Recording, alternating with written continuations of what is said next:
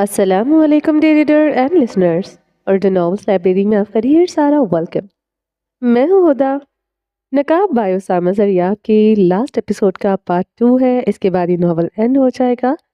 اگر آپ نے ابھی تک میرے چینل کو سبسکرائب نہیں کیا تو جلدی سے ابھی سبسکرائب کر دیں, لائک اینڈ شیئر کریں اور اپنی رائے کامنٹ باکس میں لازمی دیں. اور مجھے لازمی بتانا کہ اس کے بعد آپ لوگوں کو کون سا ناول ریڈ کرنا ہے, ٹھیک ہے؟ تو میں پھر وہ وائس اوور کر دوں گی آپ لوگوں کے لیے. تو چلیں اسٹارٹ کرتے ہیں. شفق نے آخر کار خود کو اپنا فیصلہ سنا دیا تھا کہ اسے کیا کرنا ہے. یہ ایک ایسا فیصلہ تھا جو سیسا پلائی دیوار کی طرح اس کے دل پر بوجھ بن کر اترا تھا, مگر اب اسے ہر صورت میں اٹھانا تھا. اس بوجھ کی شدت اس کے کانوں کو چھکا رہی تھی, لیکن اس کے عزم کو نہیں توڑ سکتی تھی. وہ سمجھنے سے قاصر تھی کہ اسامہ در حقیقت کیا چاہتا ہے. کیا وہ شفق سے اس غلطی کا ارتکاب کروانا چاہتا ہے, یا پھر وہ خاموشی سے اسے ایسا کرنے سے روک رہا ہے؟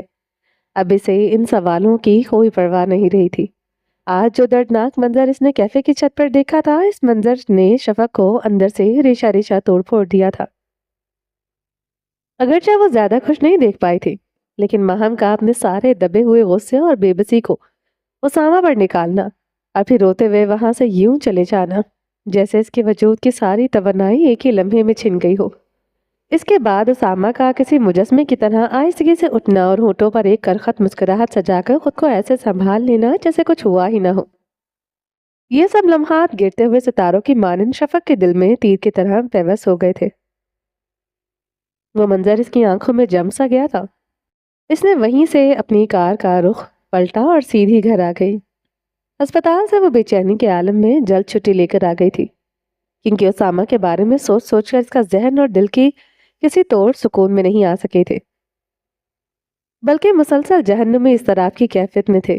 ایک اندیشہ اسے مسلسل ستائے جا رہا تھا کہ اسامہ موت کے تاریک راستے کی طرف بڑھ رہا ہے, لیکن کیوں اور کیسے وہ اسے حقیقت سے مکمل لا علم تھی. اسے محسوس ہو رہا تھا جیسے کوئی گھنٹی مسلسل خطرے کا اعلان کر رہی ہو, جس کی آواز صرف اس کے کانوں میں گونج رہی تھی. پھر آج اس نے ماہم کی آنکھوں میں جو تکلیف دیکھی, وہ اسے گہرے سمندر کی لہروں کی طرح اپنی ہی تکلیف محسوس ہوئی. وہ بھی تو کبھی ایسے ہی جذباتی چراہوں اور عذاب سے گزری تھی, جس میں انسان کی روح تک جھلسی ہوئی راکھ بن جاتی ہے. تاہم اب وہ ایک اور بات کی تہہ تک پہنچ چکی تھی. ماہم کی تکلیف کا ذمہ دار اسامہ نہیں, بلکہ وقت کی بے رحم چکی میں پسنے والی وہ خود ہے. اسامہ جس اذیت سے خود کو گزار رہا تھا, وہ قربانی بھی صرف اسی کے لیے تھی. وہ اپنی معصوم بہن کے ماضی کے راز کو دنیا سے چھپانے کے لیے اپنے آپ کو فنا کرنے نکل پڑا تھا. شفق سمجھ گئی تھی کہ اسامہ خود کو تباہ کر بیٹھے گا, لیکن اسے یہ ہرگز گوارا نہیں ہوگا کہ وہ راز جسے وہ ساری دنیا سے چھپائے بیٹھا ہے, وہ مزید کسی ایک فرد کے بھی سامنے آ جائے. اس کی خاموشی قربانی کی دیوار پر کسی نئی درار کا آنا اسامہ کو جیتے جی مار دیتا, اور شفق نے اس سے وعدہ بھی کر لیا تھا. اس کا وعدہ اب اسامہ کی جان پر بھاری پڑ رہا تھا. وہ اپنے کمرے میں اداسی کی چادر اوڑھے انہی کربناک سوچوں میں ڈوبی ہوئی تھی کہ اگر وہ اسامہ کی جگہ ہوتی تو وہ بھی ویسا ہی کرنے کا سوچتی جیسا اسامہ نے کیا تھا, لیکن شاید وہ ایسا نہ کر پاتی. وہ اپنے چھوٹے بھائی کی طرح طاقت کا ستون اور مضبوطی کا پہاڑ نہیں تھی, جو اپنی تکلیف ہنستے ہوئے سہ لیتا ہے اور دوسروں کی تکلیف خود پر لے کر بھی اسے جذب کر لیتا ہے. اسے جو بھی کرنا تھا ابھی اسے لمحے فوری طور پر کرنا تھا, اس سے پہلے کہ اسامہ کو احساس ہوتا کہ وہ کیا بے وقوفی کرنے جا رہی ہے. وہ پھر کسی طریقے سے اسے روک لیتا, لیکن اس کی قیمت کیا ہوتی؟ وہ جانتی تھی کہ یہ فیصلہ اسامہ کو جھنجھوڑ کر رکھ دے گا. اسامہ خود کو کسی نئی اذیت سے دوچار کر لیتا, اور ماہم اس بیچاری کا تو کوئی قصور بھی نہیں تھا. وہ تو انہی کے اعمال کی ان اندیکھی سزا بھگت رہی تھی. اسے لگا جیسے وہ خود اپنے ہاتھوں سے ان دونوں کی قسمت کا پانسا پلٹنے جا رہی ہو. نہیں, وہ دونوں کم از کم یہ سب ڈیزرو نہیں کرتے. شفق نے اپنے گرم آنسو اپنے گالوں سے سختی سے ہتھیلیوں سے پونچھے اور رندی ہوئی آواز میں خود سے کہا. اس کی آنکھوں میں ایک نیا عزم چمک رہا تھا. اس کی ہچکچاہٹ کی جگہ فولادی ارادے نے لے لی تھی. وہ فوراً کھڑی ہوئی, اپنا ہینڈ بیگ اٹھایا اور کمرے کے تیز قدموں کے ساتھ باہر نکل گئی. اس کے قدموں میں اب کوئی لچک نہیں تھی, بلکہ ایک ٹھوس فیصلہ تھا جسے کوئی نہیں بدل سکتا تھا. اس کے وجود میں اب ایک نئی سخت ارادے کی لہر دوڑ چکی تھی.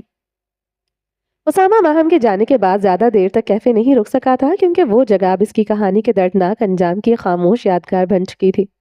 کم از کم آج کا دن وہ مزید وہاں رک نہیں سکتا تھا. جس کرب سے وہ گزر رہا تھا وہ اسے دانیال کے سامنے کھول کر نہیں رکھ سکتا تھا۔ اس کی روح کا زخم اتنا گہرا تھا کہ وہ کسی کی ہمدردی کا متحمل نہیں ہو سکتا تھا۔ اس نے اپنی بائک نکالی اور خود پر سخت ضبط کرتے ہوئے تھکی ہوئی روح کے ساتھ کیفے سے نکل آیا۔ سڑکوں پر تیزی سے بائک دوڑاتے ہوئے اس کے دل میں شدید طوفان برپا تھا۔ آج پھر سے وہ اپنی حدیں بھول چکا تھا جو اسے خود کے لیے مقرر کی ہوئی تھی، لیکن اسے فرق نہیں پڑ رہا تھا۔ سڑک کی ہوا اس کے چہرے کو چھو رہی تھی مگر اندر کا لافا نہیں بجھ رہا تھا۔ جب وہ گھر پہنچا تو اس کی والدہ نماز پڑھ رہی تھی۔ جائے نماز پر بیٹھی ان کی خاموشی اسامہ کے وجود پر سکون کی ایک ٹھنڈی فوار کی طرح پڑی۔ اس نے انہیں دیکھا اور ہونٹوں پر ایک محبت بھری مسکراہٹ لیے سیڑھیوں کی طرف بڑھا، لیکن جیسے جیسے وہ سیڑھیاں چڑھتا گیا اس کی ہونٹوں کی مسکراہٹ آہستہ آہستہ غائب ہوتی چلی گئی اور اس کی جگہ ایک گہرا دکھ اپنے سیاہ ہونٹوں پر طاری کر لیا۔ گرم آنسو اس کی آنکھوں سے پھوٹ کر سیڑھیوں کے قدموں پر گر رہے تھے۔ ہر قدم ایک اذیت کا نشان تھا اور ہر آنسو اس کے دل پر پڑنے والے گھاؤ کی گواہی۔ اب تو وہ سگریٹ بھی نہیں پی رہا تھا جس سے اس کے پریشان وجود کو کچھ وقتی راحت مل جاتی۔ سگریٹ اب مزید اس کا سکون نہیں رہا تھا بلکہ اس کے گلے کا جلتا ہوا کانٹا بن چکی تھی۔ وہ بوجھل قدم اٹھاتا ہوا اپنے کمرے کی طرف بڑھا اور دروازہ کھول کر سسکتی دنیا سے باہر تنہائی کے عالم میں داخل ہو گیا۔ کمرے کی چار دیواری سے ایک محفوظ پناہ گاہ لگی۔ اس کا وجود ہار ماننے لگا جب اسے کچھ یاد آیا۔ اس کے سینے میں موجود ایمان کی خفیف روشنی پھر سے چمکی۔ وہ خود سے بولا یا شاید خود کو یاد دلایا، ابھی نہیں، اتنی جلدی نہیں۔ اپنے آنسو صاف کرنے کے بعد اس نے جیکٹ کی زپ کھولی جو اس نے گردن تک بند کی ہوئی تھی، تاکہ ماہم جو اپنے ناخنوں کے زخم وہاں چھوڑ گئی تھی ان پر کسی کی نظر نہ پڑے۔ ان زخموں کا دکھ اس کے اندرونی کرب کے سامنے چھوٹا تھا۔ اس نے جیکٹ اتاری اور بستر پر پھینک کر واش روم کی طرف بڑھ گیا۔ کچھ دیر بعد وضو کر کے باہر نکلا اور اپنا آپ خوش کرنے کے بعد جائے نماز بچھا کر ظہر کی نماز کے لیے کھڑا ہو گیا۔ دنوی آلودگی کو دھو کر وہ اپنے رب کے حضور کھڑا ہونے جا رہا تھا۔ اس نے جب سے نمازیں پڑھنا شروع کی تھی یہ اس کی دوسری نماز تھی جو وہ اتنی شدید تکلیف سے ادا کر رہا تھا، اور پہلی بار کی طرح اس بار بھی یہ تکلیف جسمانی نہیں بلکہ روحانی تھی۔ وہ بے نمازی لڑکا تھا جس کے پاس علم تو بہت ہوتا تھا لیکن وہ کبھی خود کو نماز کا پابند نہیں بنا سکا تھا۔ کبھی کبھار نماز پڑھ لیا کرتا تھا لیکن نماز کی پابندی کرنے میں وہ ہمیشہ ہی ناکام رہا تھا۔ جب تک اس کے والدین اور بھائی کا انتقال نہیں ہوا تھا وہ حادثہ اس کے لیے ایک روحانی موڑ ثابت ہوا تھا۔ وہ دن اور آج کا دن تھا۔ اسامہ نے پوری کوشش کی تھی اور کم از کم نماز کے معاملے میں غفلت نہ برتے۔ اللہ سے تو اسے پہلے بھی محبت تھی لیکن وہ اس محبت کو کبھی سمجھ ہی نہیں پایا تھا جب تک اسے اللہ نے اس عظیم آزمائش سے نہیں گزارا تھا۔ آج بھی اس آزمائش کی بھٹی میں بھی اسے حقیقی محبت کا ادراک ہو رہا تھا۔ وہ اپنے ماں باپ اور بھائی کے لیے اور کچھ بھی نہیں کر سکتا تھا سوائے اس کے کہ وہ نماز پڑھے، اور یہ نماز اس کے والدین جنہوں نے اسے پیار کیا تھا اور اس کا بھائی جس نے اسے نماز سکھائی تھی ان کے لیے صدقہ جاریہ بن جائے۔ وہ جنت میں بھی جانا چاہتا تھا تاکہ اپنے والدین اور بھائی کے ساتھ اکٹھا ہو سکے، لیکن پھر اسے اپنی روح کا سودا کرنا پڑ گیا اور وہ اپنی آخرت کسی اور کی آخرت کے لیے خراب کر بیٹھا۔ یہ خیال یہ ایک سیاہ لباس کی طرح اس کے دل پر چھایا ہوا تھا، لیکن اس نے امید نہیں چھوڑی تھی۔ وہ ڈھیٹ نہیں ہوا تھا کہ اس کی معافی نہیں ہوگی۔ وہ معافی مانگ رہا تھا، وہ نماز پڑھ رہا تھا، وہ سچ بول رہا تھا، بے شک وہ گناہ بھی کر رہا تھا۔ وہ انسان تھا، ایک ایسا انسان جس نے گناہ بھی کی تو کیے تو خود غرضی یا شیطانی کے بہکاوے میں آ کر نہیں بلکہ ڈھٹائی میں اور جانتے ہوئے بھی کہ وہ گناہ کر رہا ہے۔ پھر بھی اسے اپنے رب سے امید تھی کہ وہ اسے معاف کر دے گا یا اسی دنیا میں اسے سزا دے گا، اٹھا لے گا تاکہ وہ قبر اور آخرت کی سزا سے بچ سکے۔ وہ بہت ڈرتا تھا ان دو عذابوں سے، شاید اسی لیے وہ توبہ کا دامن نہیں چھوڑ رہا تھا۔ توبہ اس کی زندگی کی آخری ڈور تھی جسے اس نے مضبوطی سے تھام رکھا تھا۔ پتہ نہیں اس وقت وہ اپنے رب کے حضور محبت میں پیش ہوا تھا یا ڈر کی وجہ سے۔ اس بات سے صرف اس کا رب اور اس کا دل واقف تھا، شاید وہ محبت اور خوف کے درمیان راستے پر تھا۔ اس نے نماز پڑھنے کے بعد ہر گناہ کی معافی مانگی اور پھر اپنوں کے لیے دعائیں مانگنے کے بعد آخر میں آج اپنے لیے بھی کچھ مانگا۔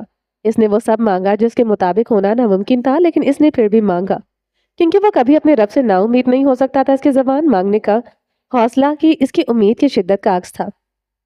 نا امیدی تو ابلیسیت ہوتی ہے، اس نے کہیں پڑھا تھا اور تب سے یہ اس کے اصولوں کا حصہ بن چکا تھا۔ اس نے انسانوں سے امید لگانا چھوڑ دی تھی اور اپنی تمام امیدیں اللہ سے وابستہ کر دی تھی۔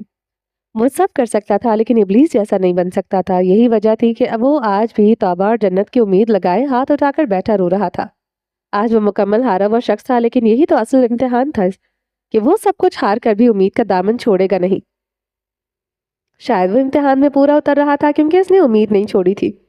اس نے وہی دعائیں مانگی جو اس نے کل مانگی تھی، ایک ہفتہ پہلے، ایک مہینہ پہلے یا ایک سال پہلے مانگی تھی۔ آمین کہہ کر اس کے ہاتھ بے جان ہوئے، جائے نماز پر گرے اور اس کا سر سجدے میں جھکتا چلا گیا۔ اس کا وجود مٹی کے ایک ڈھیر کی طرح اپنے خالق کے سامنے نڈھال ہو گیا۔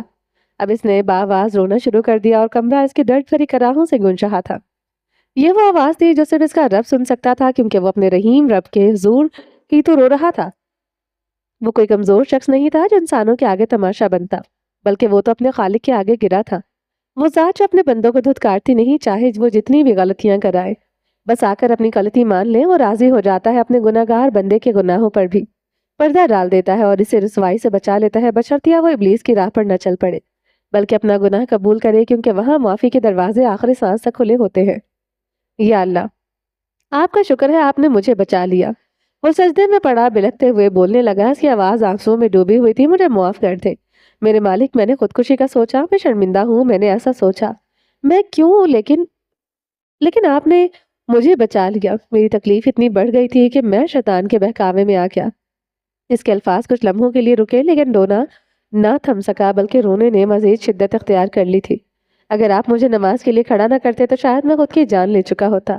آپ نے مجھے جہنم سے بچا لیا، آپ نے میری روح کو اس تاریکی سے نکال لیا۔ یہ اس کے آخری الفاظ تھے، اور پھر اس کے سینے میں شدید تکلیف شروع ہو گئی اور اس کے ہونٹوں سے خون بہنے لگا، وہ جو دراصل اس کے حلق سے نکل رہا تھا۔ اس کا سینہ جھٹکے کھانے لگا۔ اگلے ہی لمحے وہ سجدے میں پڑا کھانسنے لگا اور ایک خون کی الٹی اس کے منہ سے نکلی اور سامنے سفید فرش پر گری، اور اس کی سانسوں کی آواز بوجھل ہو گئی، جیسے کہ اس کا وجود اور روح الگ ہو رہے ہوں۔ اس کی آنکھیں تو پہلے ہی بہہ رہی تھی، اب منہ میں بھی بہنے لگا تھا، لیکن گرم لہو سے۔ اس کا کانپتا ہاتھ اپنے گلے کی طرف بڑھا اور اس نے زور سے اپنا گلا تھاما، کیونکہ تکلیف سینے سے ہوتی ہوئی گلے تک پہنچ گئی تھی۔ اگلے ہی لمحے ایک اور خون کی الٹی اس کے حلق سے نکلی اور اس کا وجود بے جان سا ہو کر جائے نماز کے اوپر گر گیا۔ اس کے جسم کی تمام قوت ختم ہو چکی تھی۔ اس کا ہاتھ اپنی گردن پر تھا اور اس کے سیاہ ہونٹ اب اس کے ہی اپنے لہو سے لال ہو چکے تھے۔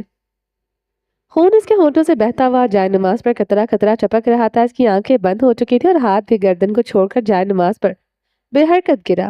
کمرے میں گہری خاموشی اور لہو کی بو چھا چکی تھی۔ اب پچھتا رہے ہو؟ مہم دائیں ہاتھ سے سیاہ پسٹل تھامے کرسی پر بیٹھی تھی۔ اس کے سامنے ایک شخص گھٹنوں کے بل بیٹھا تھا، جس کے ہونٹوں سے خون رس رہا تھا اور جھکا ہوا تھا سر، بکھرے ہوئے بال آوارہ لٹوں کی صورت ماتھے پر گر رہے تھے۔ وہ اسامہ تھا۔ وہ اس کے دونوں ہاتھ کمر کے پچھلے جانب رسی کے کس کے باندھے ہوئے تھے۔ اس کے منہ سے خون تھوکا اور جھکا ہوا چہرہ اٹھا کر دانت دکھا کر ہنسنے لگا اور بولا کچھ نہیں۔ اس کی اس بے باکی نے ماہم کے اندر کی آگ کو مزید بھڑکا دیا تھا۔ میں سچ میں تمہاری جان لے لوں گی، ماہم نے پسٹل کی نالی اسامہ کے ماتھے کی طرف کرتے ہوئے دھار کر کہا۔ سیاہ لوہے کی ٹھنڈک اسامہ کے جلد کے قریب پہنچی تو اس کے چہرے پر ایک سرد مسکراہٹ پھیل گئی۔ تمہارے بس کی بات نہیں میری جان لینا ہے، میری جان، اسامہ نے ماہم کو اکساتے ہوئے گھور کر کہا۔ اس کی آواز میں تنزیہ محبت کی ایسی آمیزش تھی جو ماہم کے حواس پر کاری ضرب لگا رہی تھی۔ کمرے میں خاموشی اور اس کے الفاظ گونج کے سوا کچھ نہ تھا۔ ہوا میں ایک عجیب سی گھٹن تھی۔ اسامہ، میں سچ میں گولی چلا دوں گی۔ وہ یکدم اٹھ کر کھڑی ہو گئی اور اب پسٹل کی نالی اسامہ کے بکھرے بالوں کو چھو رہی تھی۔ اس لمحے کرسی پر بیٹھی ماہم اور گھٹنوں کے بل بیٹھے اسامہ کے درمیان زندگی اور موت کا فیصلہ محض ایک نکلی انگلی کے ہلکورے پر ٹھہرا ہوا تھا۔ اسامہ نے اپنی آنکھیں بند کر کے گہرا سانس لیا، جیسے وہ ماہم کے وجود سے پھوٹنے والی خوشبو کو سونگ رہا ہو۔ اس کا لہجہ گندے عزائم سے بھرپور تھا۔ مار دینا، لیکن ایک بار مجھے تمہارے جسم کے ساتھ کھیل لینے دو۔ اس کے آخری لفظ نے ماہم کو غصے کے اس مقام پر پہنچا دیا جہاں عقل اور احساسات دونوں کی سرحدیں مٹ جاتی ہے۔ ماہم نے دونوں ہاتھوں سے پسٹل کی گرفت پر ثبوت کی اور دونوں ہاتھوں کی شہادت کی انگلیاں ٹریگر پر رکھ کر اسامہ کے سر کا نشانہ لے کر گولی چلا دی۔ فائر کی آواز نے کمرے کی خاموشی کو یکسر پارا پارا کر دیا۔ ایک جھٹکا اس نے اپنے وجود کو لگا جو گولی چلنے کی وجہ سے تھا، اور ایک جھٹکا اسامہ کے سر کو لگا جو گولی لگنے کی وجہ سے تھا۔ اس کا بندھا ہوا وجود بائیں طرف گرا اور سیاہ فرش پر خون کی تیزی سے پھیلنے لگا۔ ماہم نے پسٹل جھکا لیا۔ خون کے چند گرم چھینٹے اس کے کپڑوں اور چہروں پر گرے جو اس کے لیے کیے گئے فیصلے کی ٹھوس گواہی دے رہے تھے۔ وہ اسامہ کے وجود کو آخری بار تڑپتا دیکھ رہی تھی، اور پھر اس کا جسم بے جان ہو گیا کیونکہ اس میں رسے روح پرواز کر چکی تھی۔ ماہم نے آنکھیں بند کر لی، اس بھیانک عمل کی شدت کو محسوس کرتے ہوئے پسٹل اس کے ہاتھ سے چھوٹ کر زمین پر گرا۔ اگلے ہی لمحے وہ خود بھی گھٹنوں کے بل زمین پر بیٹھی زاروں قطار رو رہی تھی۔ مل گیا سکون؟ اس کے کانوں میں اسامہ کی گونجتی ہوئی آواز پڑی تو اس نے فوراً سے آنکھیں کھولی۔ اس نے دیکھا کہ سامنے اسامہ کا مردہ وجود اسے دیکھ کر بھیانک طریقے سے ہنس رہا تھا۔ اس نے چیخ ماری، ایک جھٹکے سے پیچھے ہٹی، لیکن حقیقت میں وہ اس جھٹکے سے اپنے بستر پر اٹھ کر بیٹھ گئی تھی۔ اس کی چیخ اصلیت میں اس کے کمرے میں گونجی تھی۔ اس کا خوبصورت چہرہ پسینے سے شرابور تھا اور اس کے لمبے خوبصورت بال بکھر کر اس کے پیشانی اور حسین چہرے پر گر رہے تھے۔ اس کی سانسیں اور دھڑکنیں بے قابو تھیں اور وہ کچھ ہی لمحے خود کو رونے سے روک سکی تھی۔ پھر وہ گھٹنوں میں اپنا سر چکائے بلک رہی تھی۔ وہ ڈر گئی تھی۔ یہ پہلی بار نہیں تھا کہ اسے ڈراونے خواب آئے ہوں، لیکن اسے آج تک نہیں پتا تھا کہ جب ایسے خواب آئیں تو اٹھ کر کیا پڑھا جاتا ہے جس سے وجود اور روح کو سکون نصیب ہوتا ہے۔ وہ بس کانپ رہی تھی، وہ ڈر رہی تھی، وہ بہادر تو ہو گئی تھی، لیکن صرف اسامہ کے سامنے، تنہائی میں یا باقی دنیا کے سامنے وہ اب ایک ڈری سہمی ہوئی لڑکی تھی۔ اسامہ سے اسے ڈر نہیں لگتا تھا، اس لیے وہ اسامہ کے سامنے شیرنی بن جاتی تھی۔ اسے نہ جانے کیوں اتنا یقین تھا کہ اسامہ اسے کچھ نہیں کہے گا۔ وہ ایک ایسا الجھا ہوا کردار تھی جس کے اندر دو متضاد دنیاؤں کا ٹکراؤ تھا۔ دن کے تقریباً 12 بج رہے تھے جب شفق کی کار ماہم کے نئے گھر کے سامنے آ کر رکی۔ باہر دھوپ تیز تھی، مگر شفق کی اندرونی کیفیت شدید ٹھنڈک اور جمے ہوئے احساسات کی تھی۔ وہ کار کے اسٹیئرنگ پر اپنے دونوں ہاتھ اور ان پر اپنا حجاب میں لپیٹا سر رکھے سوچوں کی کشمکش میں غرق تھی۔ کیا اسے وہ کرنا چاہیے جو وہ کرنے جا رہی تھی؟ کیا یہی ایک آخری حل ہے؟ کیا اس کے بعد وہ خود کو سنبھال پائے گی یا مزید ٹوٹ کر بکھر جائے گی؟ کیا اسے یہ قربانی دینے کی ضرورت ہے؟ اس کے اندر ایک جنگ برپا تھی۔ پھر اس کی بند آنکھوں کے آگے اسامہ کا چہرہ آیا اور اس کے ذہن میں اس کی دی ہوئی ہر ایک قربانی آئی۔ اسے کل اپنے بھائی کا رونے کا منظر یاد آیا۔ وہ زندگی میں پہلی بار اسے لپٹ کر چھوٹے بچوں کی طرح رویا تھا۔ اسے 2 سال پہلے کا منظر یاد آیا جب وہ اسی طرح اسے لپٹ کر بلک بلک کر ساری رات روتی رہی تھی۔ تب اس کے بھائی نے جو کیا تھا آج اسے بھی وہی کرنا تھا، اپنی روح کا سودا۔ اسامہ کی ایک جھلک نے اس سے فیصلہ کروا دیا تھا کہ اسے وہ لازمی کرنا ہوگا۔ اس نے اپنا سر اٹھایا اور کار سے باہر نکل کر کار کو لاک کیا۔ لرزتے قدموں کے ساتھ وہ ماہم کے گھر کے آہنی گیٹ کی طرف بڑھنے لگے۔ اس نے کانپتے ہاتھوں کے ساتھ گھنٹی پر ہاتھ رکھا اور سر جھکا کر کھڑی ہو گئی۔ کچھ لمحوں بعد دروازہ کھلا اور سامنے ایک عورت کھڑی تھی جو حلیے سے کام کرنے والی ملازمہ لگ رہی تھی۔ ماہم گھر ہے؟ وہ ہکلاتے ہوئے بولی۔ اس کی زبان کی ساری ہمت چھین لی گئی تھی اور الفاظ ادا کرنے کی طاقت کہیں دفن ہو گئی تھی۔ ہاں جی باجی اندر ہے، وہ پنجابی میں بولی۔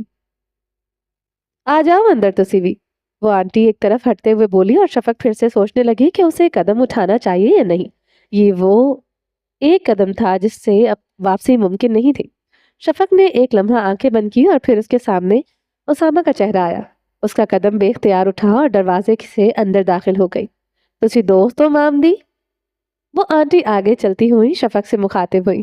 جی، شفق نے مختصر سا جواب دیا۔ شفق جیسے گھر کے اندر داخل ہوئی اسے گھر کے بڑے ہال میں ماہم نظر آئی، بال بکھرے ہوئے جیسے ابھی سو کر اٹھی ہو، اور آنکھوں میں کچھ دیر پہلے بہنے والے آنسوؤں کی داستان۔ ماہم نے جیسے ہی شفق کو دیکھا وہ اس کے ہونٹوں پر ایک خوبصورت محبت بھری مسکراہٹ آئی اور کھلے ہوئے چہرے کے ساتھ شفق کی طرف بڑھی۔ شفق نے بھی ایک قدم ماہم کی طرف بڑھایا اور تب تک ماہم شفق کے قریب پہنچ چکی تھی۔ ماہم سیدھی آ کر شفق کے گلے لگ گئی، جیسے اسے اس وقت کسی سہارے کی شدید ضرورت تھی، ایک ایسا سہارا جو اس کی روح کے زخموں پر بھی مرہم رکھ سکے۔ شفق کی دھڑکنیں بے قابو تھی اور اس نے بھی ماہم کی گردن اپنی باہیں لپیٹ دی تھی۔ کیسی ہیں آپ آپی؟ ماہم کی آواز رندی ہوئی تھی جیسے ابھی ابھی رونا اس کے گلے میں اٹکا ہوا ہو۔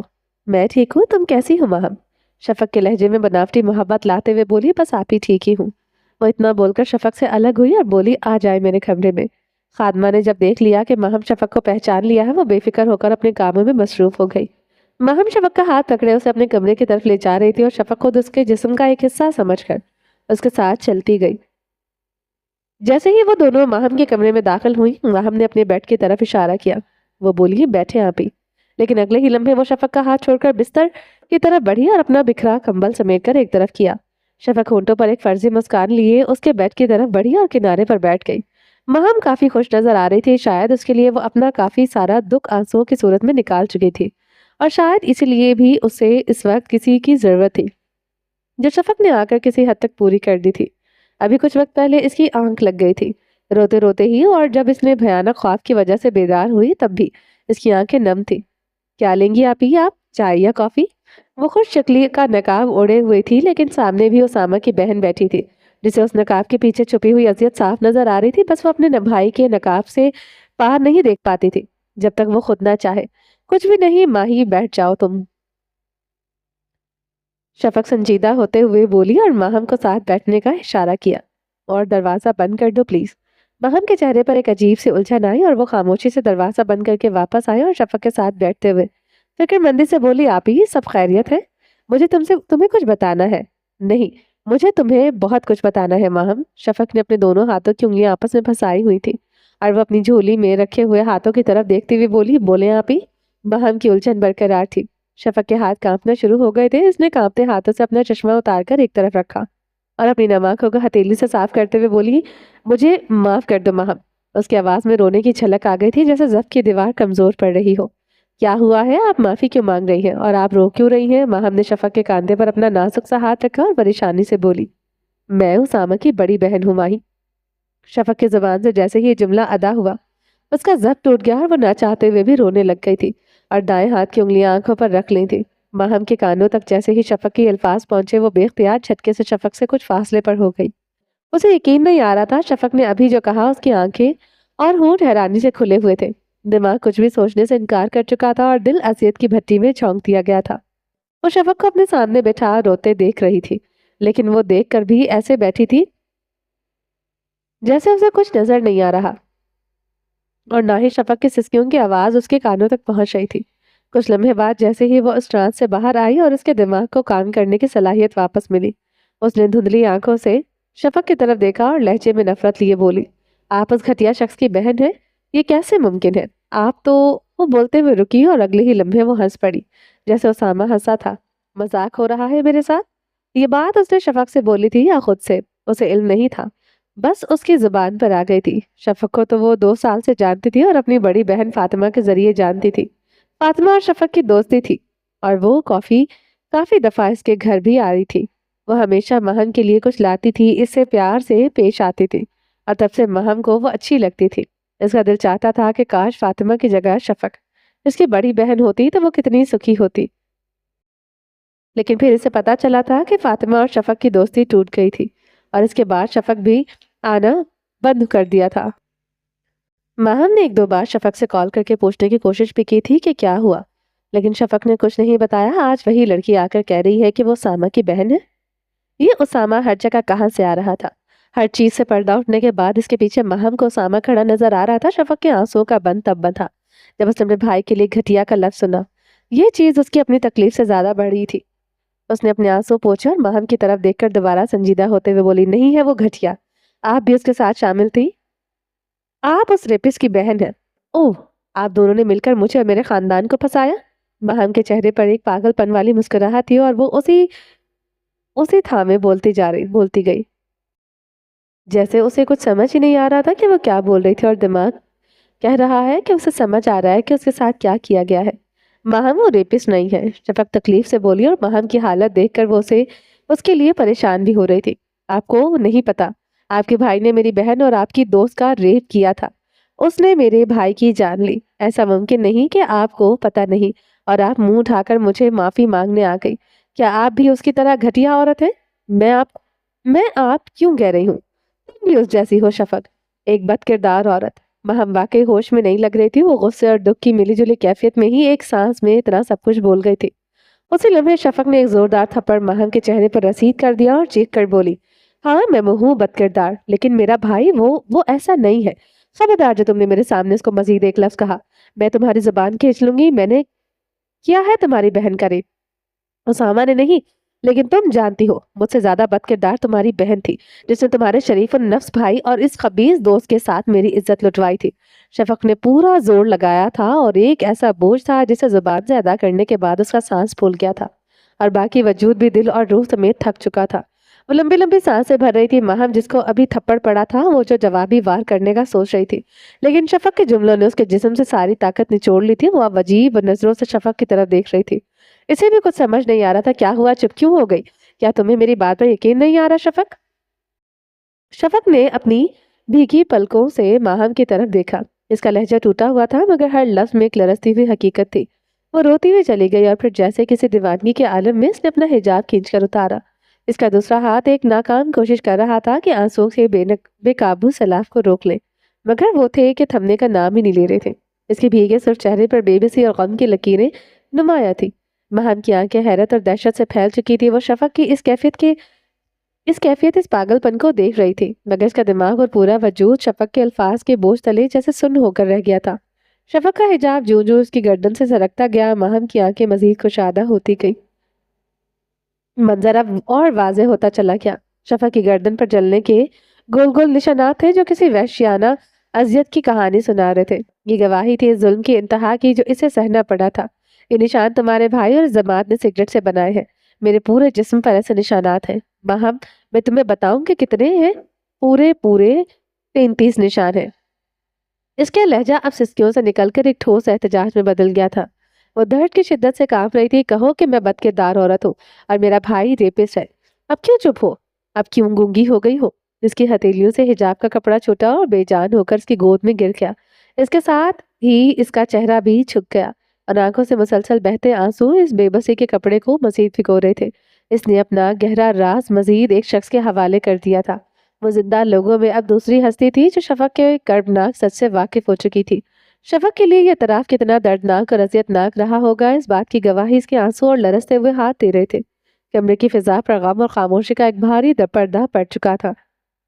مہم کی آنکھیں بھی بے اختیار بہنے لگی تھی۔ وہ اپنے آنسوؤں کو پوچھنے کی کوشش تک نہیں کر رہی تھی۔ اس نے خود بھی کبھی اس درد کی جھلک سہی تھی، مگر اس وقت جو عورت اس کے سامنے بیٹھی تھی وہ اس عذاب کی انتہا سے واپس آئی تھی اور موت ذاتی طور پر زندہ اس کے سامنے موجود تھی۔ بس کرے آپ ہی، خدا کے لیے بس کرے۔ مہم کے لہجے میں ایک دم سے تہذیب اور احترام لوٹ آیا تھا۔ اسے سمجھ نہیں آیا کہ وہ اس کیفیت میں کیا کرے، تو اس نے وہی کیا جس کی اسے خود ضرورت تھی جب وہ ہوس کی اس آگ کا شکار ہوئی تھی۔ اس نے ایک چھٹکے سے شفق کو گلے لگا لیا۔ یہ عمل بے ساختہ شدید جذباتی تھا، جیسے ایک ڈوبتی ہوئی کشتی کنارے کا سہارا پکڑ لے۔ اب اسے خود بھی معلوم نہ تھا کہ وہ اپنا پرانا درد یاد کر کے رو رہی ہے یا شفق کے درد کو محسوس کر کے، مگر وہ بھی زاروں قطار بلک بلک کر رو رہی تھی۔ شفق نے اپنا سر اٹھایا اور اپنے ہاتھ کو ماہم کے سر کی پچھلی طرف رکھ کر اسے اپنے وجود میں سمیٹ لیا۔ وہ رو تو اب بھی رہی تھی، مگر خاموشی سے اور سر اٹھا کر۔ وقت جیسے ٹھہر سا گیا تھا۔ انہیں اس بات کا اندازہ ہی نہیں رہا کہ وہ کتنی دیر تک اسی طرح روتی رہی۔ جب وہ دونوں اپنا بوجھ نکال چکی تھی اور ایک دوسرے کا درد سمیٹ چکی تھی تو شفق نے بڑی نرمی سے اپنے ماہم کو چپ کروایا تھا۔ ماہم نے کسی چھوٹی بچی کی طرح شفق کی گود میں سر رکھا اور سکون سے سمٹ کر لیٹ گئی۔ شفق کا ہاتھ محبت اور شفقت سے ماہم کے بالوں کو سہلا رہا تھا، گویا وہ ان تمام بوجھوں کو ہلکا کر رہی تھی جو ماہم کے دل پر پڑے تھے۔ مجھے معاف کر دیں آپ ہی، ماہم نے سرگوشی کی۔ شفق کے الفاظ ابھی تک اس کی ذہن میں گونج رہے تھے اور بار بار کسی ہتھوڑے کی طرح اس کے وجود پر لگ رہے تھے۔ اسے شفق پر پورا یقین تھا کیونکہ وہ اپنے گھر والوں کی اصلیت سے اچھی طرح سے واقف تھی۔ میں یہاں صرف اپنے لیے نہیں آئی تھی ماہی، شفق نے ماہم کے چہرے کی طرف دیکھتے ہوئے کہا۔ اس کی آنکھوں میں اب بھی نمی تھی مگر ایک اطمینان کی جھلک بھی تھی۔ میں یہاں اس بھائی کے لیے آئی ہوں جس نے ایک بہن کے لیے اپنی آخرت برباد کرنے کا فیصلہ کر لیا اور پھر ان دو ظالموں کو ایسی سزا دی کہ موت کو بھی ان دونوں پر ترس آیا ہوگا۔ اس نے یہ سب اس کے لیے کیا کیونکہ اس کی بہن کو خود پر ہونے والے ہر ظلم کا بدلہ چاہیے تھا، ورنہ وہ خودکشی کر لیتی۔ اس نے مجھے زندہ رکھنے کے لیے فاطمہ، تابش اور جماعت کو موت کے گھاٹ اتارا۔ ماہم نے کوئی جواب نہیں دیا، بس خاموش پڑی سنتی رہی۔ وہ اندر ہی اندر پچھتاتی رہی کہ اسامہ کے لیے، اور ساتھ ہی اس سکون کو محسوس کرنے لگی جو کسی کی محبت پر بھری گود میں سر رکھنے سے ملتا ہے، جو آپ کے درد کو آپ سے بہتر سمجھنے کی سکت رکھتا ہو۔ شفق واقعی وہی تھی جو ماہم کا درد سمجھ سکتی تھی، لیکن جتنا مشکل شفق کے لیے اپنا درد بانٹنا تھا، ماہم کے لیے بھی اپنا کٹھن سچ بتانا اتنا ہی مشکل تھا۔ پھر اس کے ذہن میں ایک نیا خیال آیا کہ شاید شفق پہلے ہی سب کچھ جانتی ہو کیونکہ اسامہ اس کے سیاہ ماضی سے واقف تھا۔ آپ کو میرے بارے میں بتایا؟ وہ اسامہ کا نام لینا چاہ رہی تھی مگر اس کی زبان سے اس کا ساتھ نہیں دیا تھا۔ وہ بس اتنا ہی کہہ پائی کہ تمہاری مما کو تمہارے بھائی نے مارا تھا۔ شفق کو اندازہ تھا کہ کچھ تو ایسا ہوا ہوگا جس کی وجہ سے مہم اس سے اتنی شدید نفرت کرتی تھی۔ شفق اس کی بات سے مہم کو فوراً پتہ چل گیا کہ وہ ان باتوں کو نہیں جانتی جو اس نے اسامہ کے راز رکھنے کو کہی تھی۔ پھر کیا یہ بھی ممکن تھا کہ اسامہ نے وہ سب بھی شفق کو نہ بتایا ہو جو اس کی ڈائریوں میں لکھا ہوا تھا؟ हाँ, ये मुमकिन था क्योंकि वो इस शख्स के बारे में कुछ भी नहीं जानती थी। जो कुछ इसने बताया था वो सब क्या था फिर? वो जो कहता है वो झूठ नहीं बोलता, और फिर अब जो मैं सुन रही हूँ वो सब क्या है? ताबिश भाई ने नहीं, फातिमा ने मारा था मम्मा को। वो सर्द और पथराए हुए लहजे में कह गई थी। इसकी आंखों में माजी की तमाम तलखी उभर आई थी। वो सब बहुत घटिया थे आप ही। हमेशा इन्होंने मुझे तकलीफें दी थी, मेरी मम्मा ने भी। लेकिन फिर वो ठीक हो गई थी, मगर इनको भी मार दिया गया। वो रो नहीं रही थी, बस एक बेहिस रोबोट की तरह बोल रही थी, और शफक खामोशी से इसके बालों को सहलाते हुए सुन रही थी, जैसे वक्त का धारा पीछे की तरफ बह रहा हो। फिर माहम बोलती चली गई, और इसने अपनी जिंदगी का हर अच्छा और बुरा रुख शफक के सामने खोलकर रख दिया। लेकिन इसकी आंखों की मजाल के उन्होंने एक भी आंसू बहाया हो। शफ़क़ खामोशी से वो सब कुछ संजीदगी से सुनती रही। ये सब बातें आपका भाई भी जानता था। इसने मेरी डायरियां चुराई और सब पढ़ा। इसने मेरे कमरे में कैमरा भी लगाया। शफ़क़ को इल्म हो चुका था कि उसामा ने इसे महम के बारे में कुछ नहीं बताया, और इसे वजह भी मालूम पड़ गई थी। ये वो बातें थी या वो राज थे जो एक लड़की नहीं चाहती थी कि किसी को भी पता चले, और उसामा ने महम के हर राज की हिफाजत की थी। जैसे इसने शफ़क़ के राज को संभाल कर सबसे छुपा कर रखा था। अब मुझे समझ आ रहा था कि तुमसे इतनी मोहब्बत क्यों है उसे। शफक के चेहरे पर एक गहरी समझदार मुस्कुराहट उभरी। क्यों आपी? महान ने अपनी आंखें शफक के चेहरे पर टिकाई, और जो उस वक्त नर्म दिली से मुस्कुरा रही थी। क्योंकि तुम भी मेरी जैसी हो माही। तुम्हारा दर्द इसने महसूस किया, इसे तुमसे नहीं तुम्हारी तकलीफ से मोहब्बत हुई। लेकिन ये भी पूरा सच नहीं है। वो तुम्हें बहुत पहले से जानता है। शफक ने एक तजस्सुस भरी खामोशी के बाद कहा। इसके पास स्कूल की एक तस्वीर है जिसमें तुम हो। वो है जब तुम दोनों छोटे थे। वो बहुत सारे बच्चे हैं। मैंने वो तस्वीर देखी है महम, इसने संभाल कर रखी हुई है। शफक मुस्कुराहट के साथ कहीं खोई हुई अंदाज में बोलती गई। क्या? कैसे? महम बौखला गई और झटके से उठकर बैठ गई। इसकी आंखों में अब माजी का एक नया तजस्सुस था। शफक ने अपना हाथ बढ़ाया और महम के होठों पर रखकर बोली, तुम्हें अपने होठों पर लगा ये कट याद है? इसके गुलाबी होठों पर टांकों का एक निशान था जो एक पतली सी लकीर की तरह दोनों होठों पर था। स्कूल में एक लड़के ने खेलते हुए गलती से बैट मारा था मेरे मुंह पर। वो सुरमई वो बोलते बोलते रुक गई। महंग को याद आ गया था, इसे याद आ गया था कि इसने उसामा की अजीब सुरमई आंखें पहले कहाँ देखी थी। इसकी आंखों के आगे माजी की धुंधली सी यादें चलने लगी, जब एक लड़के ने इसके मुंह पर बैट मारा था, और वो उस लड़के से डरती रहती थी क्योंकि वो इसकी एक आंख सुरमई थी। इस सुरमई आंख की वजह से बहुत से बच्चे से डरते थे और कहते थे कि वो शैतान है, और कुछ बच्चे तो इसे दज्जाल का लकब भी देते थे। वहां अभी भी इन्हीं बच्चों में से थी। और वो इस वाक़े के बाद तो माहम को मज़ीद खौफ महसूस होने लग गया था। ऐसे यकीन नहीं आ रहा था कि जो कुछ वो आज सुन रही थी। क्यों उसामा, क्यों? तुमने सब कुछ क्यों छुपा कर रखा मुझसे? इसका दिल रो रहा था और दिमाग वो सब याद कर रहा था जो शफक कह रही थी। वो लड़का वही है। हाँ अपी, मुझे याद आ गया। इसने भी एक आंख शैतानी थी। माहम अचानक हंसकर बोली, और इसकी आंखों से खुशी के आंसू फिर से बहने लगे। फिर वो अचानक से संजीदा हुई और बोली, लेकिन इस लड़के का नाम उसामा नहीं था, कुछ और था। जरिया। शफक भी आज कौसर के साथ देख रही थी।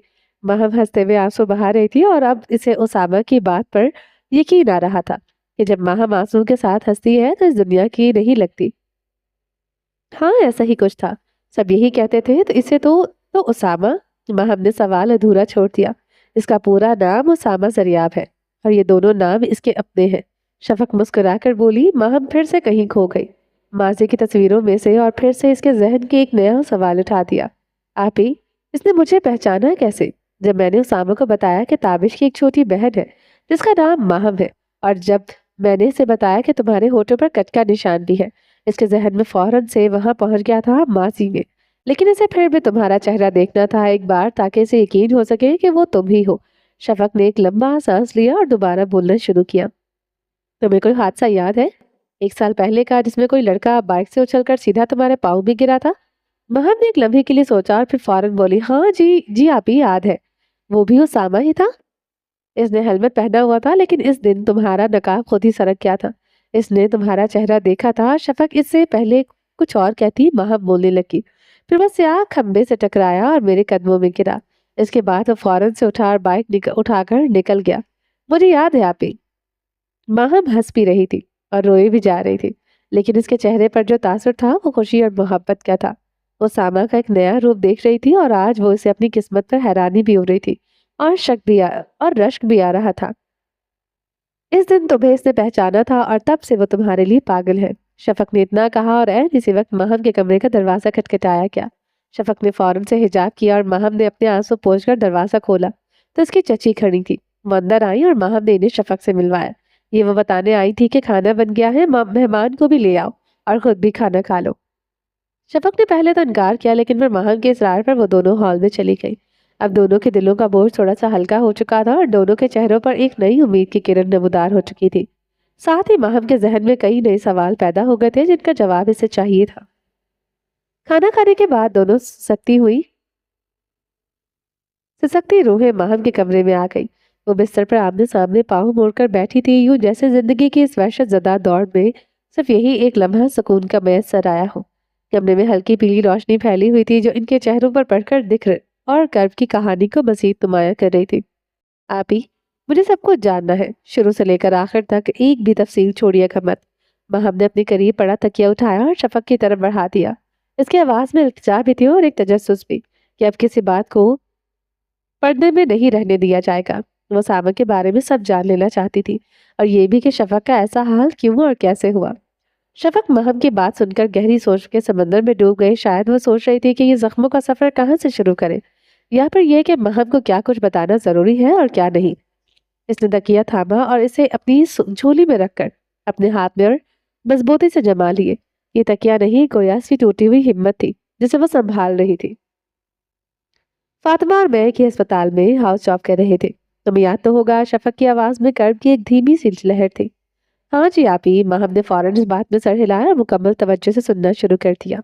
इसकी आंखें शफक के चेहरे पर जमी हुई थी और जैसे वो अल्फाज से पहले इसके दिल का हाल पढ़ लेना चाहती हो। हमारी दोस्ती भी से भी तुम वाकिफ हो। मेरे पास वहाँ कोई बेहतर ऑप्शन नहीं था, सो मुझे फातिमा को ही दोस्त बनाना पड़ा।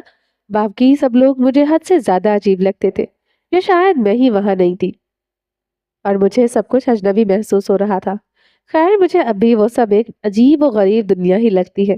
फातिमा इतनी बुरी भी नहीं थी। फिर अचानक पता नहीं क्या हुआ कि उसने वो सब कर दिया। शफक ने लम्हा भर को सांस लिया और दिमाग में वो हादसे के मनाजिर किसी फिल्म की तरह चल रहे थे। मेरे वालिदैन, मेरा बड़ा भाई और मेरे चचा, वो एक कार हादसे का शिकार हुए थे। शायद तुम्हें हल्का सा याद हो, मैंने बताया था कि एक ट्रक का कंटेनर इनकी गाड़ी पर आ गिरा था। शफक कहते कहते खामोश हो गई। कमरे में घटा हुआ सकूत छा गया था। इसकी खामोशी चीखों से ज्यादा तकलीफ दे थी। वो अपने टूटे हुए दिल को जोड़कर दोबारा हिम्मत बांट रही थी। इसके इसलिए वो कहानी सुनाना चाहती थी, बल्कि इसलिए वो हमेशा के लिए इस बोझ से आजाद होना चाहती थी। ये इसके लिए पहली और आखिरी बार था। इसकी आंखें नम थी, लेकिन अभी आंसू बहे नहीं थे। इसकी मौत को अभी एक महीना भी नहीं गुजरा था और मैं इन दिनों बुरी तरह टूट चुकी थी। मेरा पूरा खानदान उजड़ गया था और सिर्फ उसामा बचा था। शफक ने बात मुकम्मल की और इसकी आंख से खामोश आंसू बह निकले। इसने तेजी से हाथ से इन्हें साफ किया, गोया वो इस कमजोरी को भी छुपाना चाहती थी। महम खामोश चेहरे पर उदासी और कर्ब की कैफियत लिए इसे सुन रही थी, यूं जैसे वो शफक के हर दर्द को अपना समझकर महसूस कर रही हो। आप ही, जहां तक मुझे याद है, आपने तब सिर्फ एक भाई का जिक्र किया था। आपका एक और भाई भी है? ये मुझे नहीं पता था। महम ने बड़ी आहिस्तगी से वजाहत चाही। शफक ने फिर महम को उसामा की कहानी सुनाई, जब इन्होंने हालात की सितम जरीफी के पेश नजर उसामा को अपनी चची के हवाले कर दिया था। वो तफसीलात सुनकर महम का दिल मजीद टूटने लगा था। वो जब कहता था मेरे भाई की मौत हो गई है, तब भी उसके चेहरे पर कोई कर्व नहीं होता था। लेकिन मैं जानती थी कि उसका दर्द इतना ज्यादा है कि उसे छुपाना पड़ता है। महम ने अपने घुटनों को सीने से लगाया और बाजू उन पर रख लिए। इसने शफक की तरफ देखना बंद कर दिया, जैसे वो इस तकलीफ को मजीद बर्दाश्त नहीं कर पा रही थी। वो खर वो घिरी हुई थी। आज तकलीफ के बीच एक तरफ इस लड़की का दर्द था जो इसके सामने बैठी थी, और इसकी हर अजियत भी इस शख्स के साथ जुड़ी हुई थी जिसके लिए इसका दिल तड़प रहा था। मैं ये दुख समझ सकती हूँ आप ही। मैंने भी अपना खानदान खोया है और मैं तो इनसे नफरत करती थी, लेकिन आप और उसामा, वो ऐसा ही करता है, हर गम को छुपाता है। लेकिन कल वो रोया था। शफक ने एक गहरा सांस लिया। उसामा का ख्याल आते ही इसके होठों पर हल्की सी मुस्कुराहट आई और फिर फौरन गायब हो गई। वो मुझसे लिपट कर रोया था पहली बार। खैर, अब तुम्हारी बहन पर वापस आते हैं। शफक ने जानबूझकर बात बदली। उसामा के रोने की बात सुनकर महम के दिल में एक अजीब सा खिंचाव महसूस हुआ। اس کا سارا غصہ، ساری نفرت ایک لمحے میں کہیں غائب ہو گئی۔ کیا وہ مجھے معاف کر دے گا آپ ہی؟ محمد کی آواز رندی ہوئی تھی۔ اس کی آنکھیں اسامہ کے رونے کی تصور سے نم نہیں تھی۔ وہ تم سے ناراض نہیں ہے بلکہ خوش ہے جو کچھ تم نے کیا۔ شفق اب اپنا دکھ بھول کر دوبارہ مہم کو دلاسا دینے لگی تھی۔ اگر وہ واقعی ایک ریپسٹ ہوتا تو تمہارا وہی سب کچھ کرنا بنتا تھا جو تم نے کیا۔ شفق کا لہجہ مضبوط تھا مگر وہ نہیں تھا۔ مہم نے کھچکی لی۔ پھر بھی اس نے سب سہا، مسکراتے ہوئے سہا۔ میں نے بہت غلط کیا اس کے ساتھ آپ نے۔ میں نے بہت بڑی غلطی کی ہے۔ مہم ایک پاگل کی طرح سر ہلا رہی تھی۔ اسے وہ سب یاد آ رہا تھا جو اس نے اسامہ کے ساتھ کیا تھا۔ اس نے اسامہ کو زمین پر کتا بنایا اور پھر آج صبح کی اس کی جان لینے کی کوشش بھی کی تھی۔ وہ اپنی ہر حرکت پر پچھتاوے کی آگ میں جل رہی تھی۔ وہ آنکھیں بند کرتی تب بھی اس کے سامنے وہ سارے منظر آنے لگتے اور وہ کھلی آنکھوں کے سامنے تو زندہ تکلیف بیٹھی تھی۔ شفق نے فوراً آگے بڑھ کر مہم کا ہاتھ تھاما اور اسے اس کے سینے پر سنک کر بولی، ماہی، اپنے دل سے پوچھو تم نے جو کیا وہ جان بوجھ کر کیا تھا یا وہ سب خود ہی ہوتا چلا گیا؟ میں اگر سچ کہوں تو وہ سب اس نے تم سے کروایا ہے۔ تم اس بات سے اچھی طرح واقف ہو، خود کو کوسنے کا کوئی فائدہ نہیں۔ مجھے یقین ہے کہ وہ تم سے خفا نہیں ہے۔ مہم نے آنکھیں بند کی، اپنا دل کی دھڑکن اپنے بائیں ہاتھ پر محسوس کی۔ شفق نے اس کا دھیان ہٹانے کے لیے دوبارہ بولنا شروع کیا۔ وہ سامہ والے طریقے سے مہم پر آزما رہی تھی۔ تقریباً 1 مہینے بعد ہم دونوں نائٹ ڈیوٹی پر تھے، تب اس نے کہا کہ کچھ کھانے چلتے ہیں۔ میں اس کے ساتھ اس کی کار میں آئی اور پھر بے ہوش ہو گئی۔ شفق کی آواز اچانک دھیمی ہو گئی، جیسے کوئی بھاری پتھر اس کے حلق میں اٹک گیا ہو۔ کوئی تھا اس وقت کار کی پچھلی سیٹ پر؟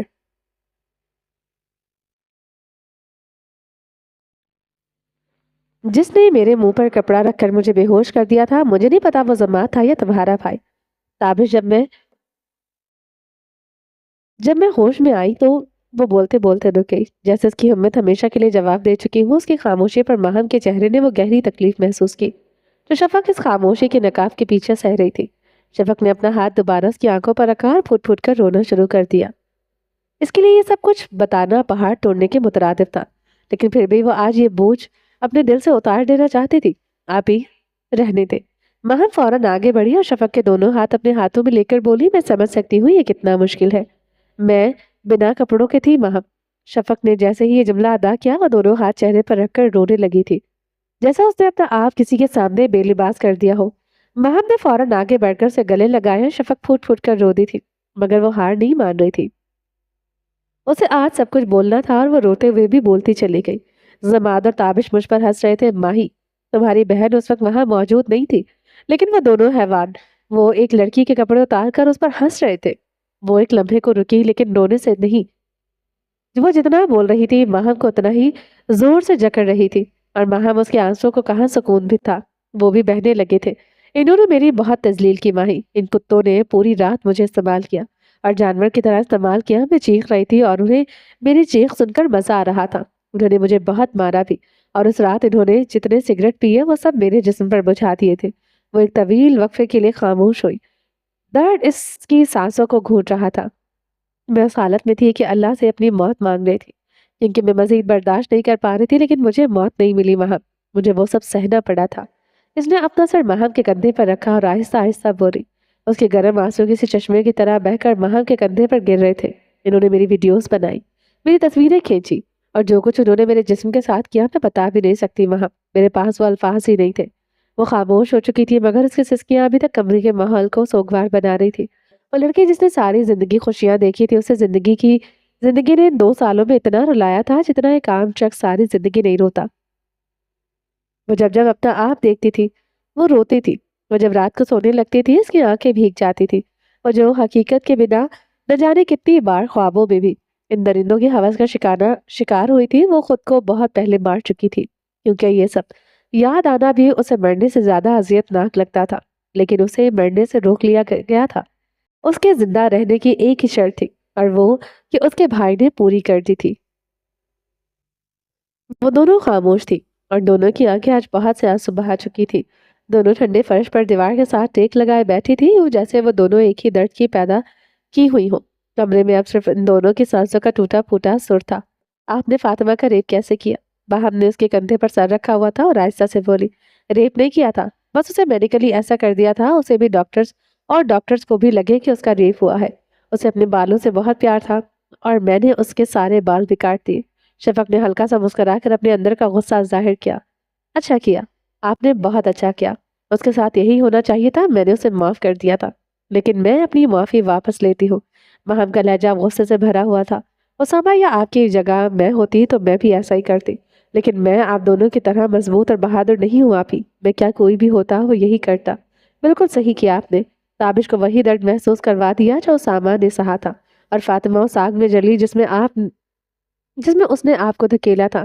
پھر جیسے اسے یا کچھ یاد آ گیا ہو، پر آپ ہی زماد 1.5 سال اسامہ کی قید میں رہا ہے۔ مجھے یقین ہے کہ اس نے زماد کا وہ حشر کیا ہوگا جو تم یا میں سوچ بھی نہیں سکتی۔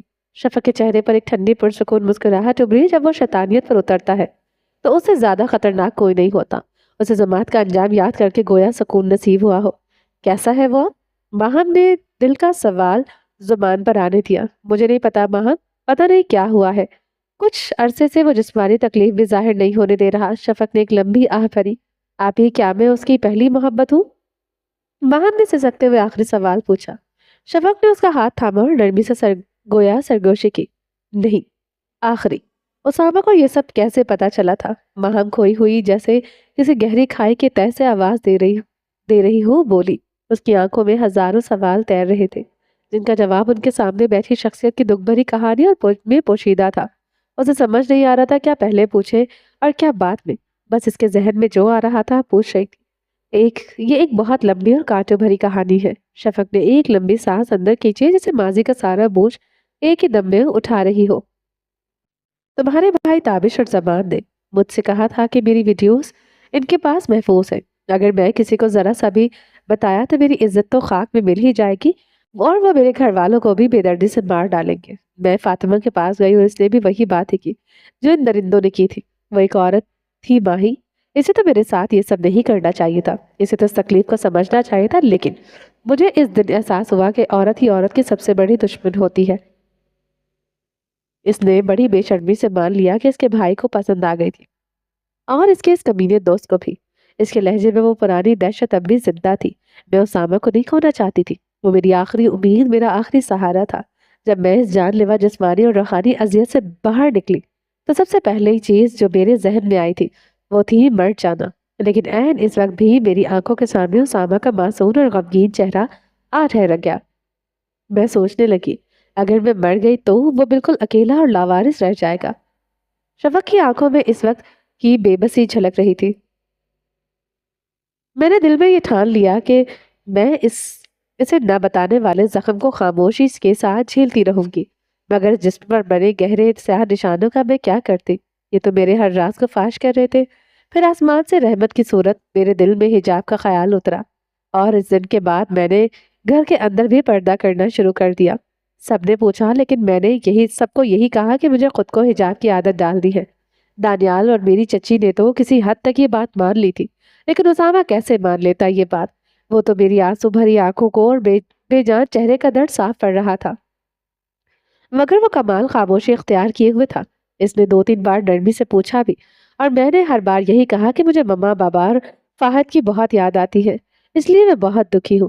اس کی آواز اب ایک درد بھری سرگوشی بن چکی تھی۔ ماہم نے یہ سوال سوچا تھا کہ میں شاید یوں گھٹ گھٹ کر زندہ رہ لوں گی، لیکن مجھے ایک ہی ہفتے میں یہ خوفناک احساس ہو گیا کہ میں اس بوجھ کے ساتھ زندہ نہیں رہ سکتی۔ تمہاری بہن کو روز ہسپتال میں دیکھ دیکھ کر مجھے خود سے شدید نفرت ہونے لگی تھی، کیونکہ میں اس تکلیف کے سامنے بالکل بے بس تھی اور میں کچھ کر بھی نہیں سکتی تھی۔ مجھے وہ رات بہت اچھی طرح سے یاد ہے۔ میں اپنے کمرے میں لیٹی ہوئی تھی، میری اذیت میری برداشت کو ختم کر چکی تھی۔ میں دھیمے قدموں سے باورچی خانے میں گئی اور وہاں ایک تیز دھار چھری اٹھائی، لیکن میرا وہ کمینہ بھائی، وہ اچانک ایک محبت بھری ہلکی سی ہنسی جس میں میرا گہرا جذباتی تعلق چھپا تھا۔ اس نے مجھے چھری کے ساتھ دیکھ لیا تھا، پھر وہ آندھی کی طرح میرے کمرے میں جا پہنچا جب میں اپنے آپ کو اس ذلت آمیز زندگی سے آزاد کرنے والی تھی۔ اس نے مجھے پہلی 2 سخت تھپڑ مارے اور پھر اس نے مجھ سے سب کچھ اگلوا لیا۔ تمہیں پتا ہوگا وہ باتیں اگلوا لیتا ہے۔ میں وہ پوری رات اس سے لپٹ کر روتی رہی تھی۔ شاید اس رات اس کے کاندھے پر سر رکھ کر مجھے ذرا سا سکون نصیب ہوا تھا۔ اس نے مجھے بہت سمجھایا، کہا کہ میں سب کچھ بھول جاؤں اور ان درندوں کو معاف کر دوں، لیکن میں نے इसे फौरन एक ताना दे मारा कि अगर फाहद आज जिंदा होता तो वो इन दोनों की जान ले लेता। मैंने इसे धमकी दी, अगर वो इनकी जान नहीं ले सकता तो मैं अपनी जान ले लूंगी। इसने ये भी कहा कि प्लास्टिक सर्जरी करवा लो, लेकिन इसने भी जिद पकड़ ली थी कि तब तक वो सब मर नहीं जाते, ये निशान ऐसे ही रहेंगे। शफक की बात यहाँ आकर थम गई थी। इसने अपनी सांसें बहाल करने के लिए गहरा वक्फा लिया। महम ने एक महम सी मगर गहरी मुस्कुराहट के साथ कहा, वो ऐसा ही कहता है, इसका फलसफा यही है कि अल्लाह पर भरोसा रखो, दुआ करो और फिर खामोशी से इस काम का अंजाम खुद दे देता है। हो सकता है इस वक्त भी वो यही चाहता हो कि मैं इन दोनों को खामोशी से ठिकाने लगा दे और आप इन सब में शामिल न हो। महम के चेहरे पर एक कड़ब आमेज सुकून था, क्योंकि वो उसामा को समझ रही थी। हाँ ना, लेकिन मुझे इसकी मक्कारी का पता था। शफक ने भी इसके बात पर मुस्कुराते हुए तस्दीक की। मैंने भी इसे साफ अल्फाज में चैलेंज दे दिया था कि अगर मुझे अपने इंतकाम में शामिल न किया तो वो जल्दी ही मेरी लाश देखेगा। इस बार शफक भी ये बात कहते हुए फतेहमंदी से मुस्कुराहट के साथ मुस्कुरा थे। आप बहुत खुशकिस्मत हैं आपी, जो आपको उसामा जैसा भाई मिला है। महम की आवाज में एक गहरा दर्द साफ जाहिर हो रहा था, क्योंकि इसका अपना सगा भाई तो इसकी अपनी जिंदगी का सबसे बड़ा शैतान साबित हुआ था। हाँ, वो अपनों की खातिर किसी की भी हद तक जा सकता है, और तुम भी इसके अपनों में शामिल हो महम। वो कहता है इसके दिल में बस 4 लोग बसते हैं और तुम इनमें से एक हो। शफक ने नरमी से इसे तसल्ली दी। आप ही, क्या कभी आपने इससे पूछा कि वो किसी अजियत से गुजरा होगा? आपकी तकलीफ देखकर सुनकर इस पर क्या बीती होगी? वो रोज आपको देखकर किस रूहानी कर्ब से गुजरता होगा? वो ऐसा अंदरूनी जब्त क्यों रखता है? वो क्यों अपनी तकलीफ नहीं दिखाता, बस हंसते हुए खुद को कुर्बान करता रहता है? माहम का सवाल उसामा के छुपे हुए दर्द किरदार को जाहिर कर रहा था। वो दूसरी तरफ इसे मजीद सुकून मिला था शफक से उसामा के दिल में अपना मकाम जानकर। ये इसका पैदाइशी मसला है, वो हमेशा से ही ऐसा है, अंदर से बिखरा हुआ, बाहर से मुस्कुराता हुआ, और जब से हम दोनों अकेले हुए हैं इसने इस चीज को मजीद पुख्ता कर लिया है। शफक ने एक थकी हारी मुस्कुराहट के साथ जवाब दिया। वो इस वक्त भी नहीं रोया था माही, शायद बाद में अकेले में वो बहुत रोया होगा, लेकिन मैंने इसकी आंखों में एक आंसू भी नहीं देखा था उस रोज। क्या उसकी आंख शुरू से ही ऐसी थी? स्कूल में तो सब उसे शैतानी आंख कहते थे। माहम हंसते हुए बोली। उसे अपनी बचपन की बेवकूफियां याद आ रही थी, क्योंकि वो खुद भी इन लोगों में शामिल थी जो उसे ऐसा ही समझा करते थे। उसके चेहरे पर एक लम्हे के लिए हल्की सी शर्मिंदगी फैली, और फिर एक मासूमाना मुस्कुराहट में तहलील होगी। नहीं, वो तो उसकी अपनी एक हरकत की वजह से सुरमई हुई थी। पहले बिल्कुल स्याह हुआ करती थी। कभी कंचे शीशे की गोलियां देखे हैं? शफक भी कुछ सोचकर मुस्कुरा रही थी। उसकी आंखों में माजी का उसामा की शरारत की झलक थी। हाँ जी, देखे हैं आप ही, महम ने जवाब दिया। वो एक बार उसे फर्श पर रखकर तोड़ने की कोशिश कर रहा था। छोटा था, शायद 5 साल का, लेकिन जनाब ने अपने से भी बड़ा हथौड़ा उठाया हुआ था। उसने कंचे पर मारा तो वो फिसलकर सीधा उसकी दाहिनी आंख में जा लगा। ये एक बहुत जोर की चीख निकली थी उसके हलक से, जिसने हम सबको डरा दिया था। शफक ने लम्हा भर को सांस लिया, जैसे वो मंजर आज भी उसकी आंखों के सामने हुआ हो। खैर, शुरू में तो उसकी आंख बहुत सुर्ख हो गई थी। अंदर की तरफ से हल्का हल्का खून भी रिसता था। आंख की पुतली का रंग देने वाला मादा थोड़ा सा जख्मी हो गया था। फिर जैसे जैसे वो ठीक होता गया उसकी आंख की स्याही जाती रही और वह सुरमई हो गई। खुशकिस्मती से उसकी नज़र बिल्कुल ठीक रही, क्योंकि लेंस बच गया था, मगर उसे अपनी आंख से शदीद नफरत हो गई थी, क्योंकि सब उसे शैतान कहकर पुकारते थे। फिर हमने उसे लेंस लगवा दिया था, लेकिन कल उसने लेंस उतार दिया। शायद अब उसे फर्क नहीं पड़ रहा था, कहता है टूट गया है, मगर मुझे यकीन है कि उसने खुद ही तोड़ा है। शफक ने बात मुकम्मल की और एक गहरी आह भरी। बचपन से ही उल्टे काम करे हैं उसके बाहम के चेहरे पर हल्का सा पेशेमानी का साया उतरा। वो भी तो इन लोगों में शामिल थी जिन्होंने उसके मुंह पर नहीं मगर उसकी गैर मौजूदगी में उसे शैतान कहा था। उसे वो सब बातें आहिस्ता आहिस्ता याद आ रही थी, क्योंकि उन यादों में भी उसामा ही था। उसकी जिंदगी में हर जगह उसामा ही था। मंजर बदल रहा था। असर की अजानें हो चुकी थी। आज इन दोनों की जोहर की नमाज भी रह गई थी, और वो दोनों पिछले 3 घंटों से बातों में महू थी। हवा में एक अजीब सी खामोशी छा चुकी थी, जैसे आने वाले तूफान का पेश खैमा हो। उसी असना में शफक का मोबाइल बजना शुरू हुआ। वो फौरन उठी और बिस्तर पर पड़े बैग से मोबाइल निकाला तो उसकी चची की कॉल थी। उसने कॉल अटेंड की और फौरन कान से लगाया। अस्सलाम वालेकुम। हाँ जी आंटी। शफक का लहजा बहुत धीमा और हल्का था। क्या हुआ है? एकदम शफक का लहजा बदला और आवाज खौफजदा हो गई। جیسے کسی نے اس کے اندر کا چین اچانک چھین لیا ہو۔ میں آ رہی ہوں۔ اس نے جلدی سے کال کاٹی ہے، فوراً گر پڑا بستر پر گر پڑا اور وہ اپنے گھٹنوں پر آ بیٹھی۔ ایک ہی فون کال نے اس کے پورے وجود سے جیسے جان کھینچ لی تھی۔ اس کا چہرہ زرد پڑ چکا تھا اور آنکھیں وحشت زدہ تھی۔ مہم فوراً آگے بڑھی اور اسے سہارا دیتے ہوئے بولی، آپ ہی کیا ہوا؟ اسامہ، اسے کچھ ہوا ہے۔ مجھے پتا تھا کچھ غلط ضرور ہے، شفق بمشکل لفظ ادا کر رہی تھی۔ اور پھر اگلے ہی لمحے بستر اور مہم کا سہارا لے کر کھڑی ہوئی۔ اسے ابھی اسی وقت وہاں پہنچنا تھا، لیکن وہ تو بمشکل کھڑی ہو پا رہی تھی۔ اس کے قدم لڑکھڑا رہے تھے۔ مجھے جانا ہے۔ وہ لرزتے قدموں سے دروازے کی طرف بڑھی۔ مہم نے ایک دم سے فیصلہ کیا، شفق کا بیگ اٹھایا اور ایک سیکنڈ ضائع کیے بغیر اسے لے کر گھر سے باہر نکل گئی۔ شفق کی آنکھیں پھر سے بہنے لگی تھی۔ آج کے دن اس کے پاس مزید کتنے آنسو باقی تھے۔ سارے غم ایک ساتھ اس پر نازل ہو گئے تھے۔ اب تو وہ لڑنے کی سکت بھی کھو چکی تھی۔ اس نے اپنی ساری طاقت مہم کو سب بتانے میں صرف کر دی تھی۔ آپ ہی خود کو سنبھالے۔ مہم نے اس کی کار میں بٹھایا اور خود ڈرائیونگ سیٹ سنبھالی۔ اسے اسامہ کے گھر کا پتہ نہیں تھا۔ شفق نے کانپتے ہاتھوں سے موبائل کال اٹینڈ کی اور دانیال کو کال کی۔ پہلے اس نے دانیال کو وہ سب بتایا جو اسے بتایا گیا تھا، پھر ایمبولینس کو کال کر کے گھر کا ایڈریس دیا۔ وہیں سے مہم نے بھی اس گھر کا پتہ سمجھ لیا اور گاڑی کی رفتار بڑھا دی۔ آنٹی کہہ رہی ہے کہ وہ بے ہوش ہو گیا ہے شاید۔ اس نے بات ادھوری چھوڑ دی۔ کمرے میں بہت سارا خون ہے۔ وہ پھر بولتے بولتے رک گئی۔ اب سب کچھ اس کی برداشت سے باہر ہو رہا تھا۔ اس کی قوت برداشت ختم ہو چکی تھی اور اسے اس وقت وہی یاد آیا کہ اس نے مزید ہمت ملنی تھی۔ یا اللہ، مجھے مزید مت آزمائیے گا، مجھ سے برداشت نہیں ہو پائے گا۔ وہ میرے جینے کی آخری وجہ ہے۔ وہ روئے جا رہی تھی اور یہی دعائیں مانگے جا رہی تھی۔ مہم کا دل بھی اس وقت خون کے آنسو رو رہا تھا، لیکن اسے اپنا آپ فی الحال قابو میں رکھنا تھا اور وہ ہر ممکن کوشش کر رہی تھی۔ لاہور کے ایک ہسپتال کی پہلی منزل پر واقع ایمرجنسی وارڈ کوریڈور اس وقت پرآشوب اور ہنگامہ خیز تھا۔ ہر طرف افراتفری کا عالم تھا۔ قدموں کی گونج، نرسوں کی سرسراتی آوازیں اور کہیں کہیں مریضوں کے کراہنے کی دبی دبی صدائیں اس ماحول کو ایک دائمی بے چینی عطا کر رہی تھی۔